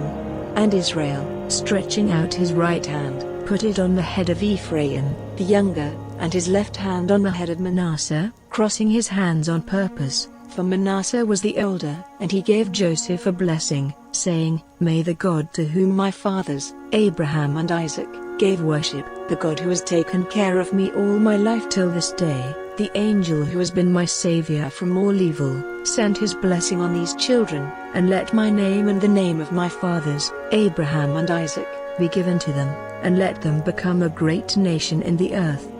Now when Joseph saw that his father had put his right hand on the head of Ephraim, it did not seem right to him, and lifting his father's hand he would have put it on the head of Manasseh. And Joseph said to his father, "Not so, my father, for this is the older, put your right hand on his head." But his father would not, saying, "I am doing it on purpose, my son, he will certainly become a nation and a great one. But his younger brother will be greater than he, and his seed will become a great family of nations." So he gave them his blessing that day, saying, "You will be the sign of blessing in Israel. For they will say, 'May God make you like Ephraim and Manasseh,' and he put Ephraim before Manasseh. Then Israel said to Joseph, "Now my death is near, but God will be with you, guiding you back to the land of your fathers. And I have given you more than your brothers, even Shechem is your heritage, which I took from the Amorites with my sword and my bow." Chapter 49. And Jacob sent for his sons, and said, "Come together, all of you, so that I may give you news of your fate in future times. Come near, O sons of Jacob, and give ear to the words of Israel your father. Reuben, you are my oldest son, the first fruit of my strength, first in pride and first in power, but because you were uncontrolled, the first place will not be yours, for you went up to your father's bed, even his bride bed, and made it unclean. Simeon and Levi are brothers. Deceit and force are their secret designs. Take no part in their secrets, O my soul, keep far away, O my heart, from their meetings, for in their wrath they put men to death, and for their pleasure even oxen were wounded. A curse on their passion, for it was bitter, and on their wrath, for it was cruel. I will let their heritage in Jacob be broken up, driving them from their places in Israel. To you, Judah, will your brothers give praise, your hand will be on the neck of your haters, your father's sons will go down to the earth before you. Judah is a young lion, like a lion full of meat you have become great, my son. Now he takes his rest like a lion stretched out and like an old lion, by whom will his sleep be broken? The rod of authority will not be taken from Judah, and he will not be without a lawgiver, till he comes who has the right to it, and the peoples will put themselves under his rule. Knotting his ass's cord to the vine, and his young ass to the best vine, washing his robe in wine, and his clothing in the blood of grapes, his eyes will be dark with wine, and his teeth white with milk. The resting place of Zebulun will be by the sea, and he will be a harbor for ships, the edge of his land will be by Zidon. Issachar is a strong ass stretched out among the flocks, and he saw that rest was good and the land was pleasing, so he let them put weights on his back and became a servant. Dan will be the judge of his people, as one of the tribes of Israel. May Dan be a snake in the way, a horned snake by the road, biting the horse's foot so that the horseman has a fall. I have been waiting for your salvation, O Lord. Gad, an army will come against him, but he will come down on them in their flight. Asher's bread is fat, he gives delicate food for kings. Naphtali is a roe let loose, giving fair young ones. Joseph is a young ox, whose steps are turned to the fountain. He was troubled by the archers, they sent out their arrows against him, cruelly wounding him, but their bows were broken by a strong one, and the cords of their arms were cut by the strength of Jacob, by the name of the stone of Israel, even by the God of your father, who will be your help, and by the ruler of all, who will make you full with blessings from heaven on high, blessings of the deep stretched out under the earth, blessings of the breasts and of the fertile body, blessings of sons, old and young, to the Father, blessings of the oldest O mountains and the fruit of the eternal hills. Let them come on the head of Joseph, on the crown of him who is separate from his brothers. Benjamin is a wolf, searching for meat. In the morning he takes his food, and in the evening he makes division of what he has taken. These are the 12 tribes of Israel, and these are the words their father said to them, blessing them. To everyone he gave his blessing. And he gave orders to them, saying, Put me to rest with my people and with my fathers, in the hollow of the rock in the field of Ephron the Hittite, in the rock in the field of Machpelah, near Mamre in the land of Canaan, which Abraham got from Ephron the Hittite, to be his resting place. There Abraham and Sarah his wife were put to rest, and there they put Isaac and Rebekah his wife, and there I put Leah to rest. In the rock in the field which was got for a price from the people of Heth. And when Jacob had come to the end of these words to his sons, stretching himself on his bed, he gave up his spirit, and went the way of his people.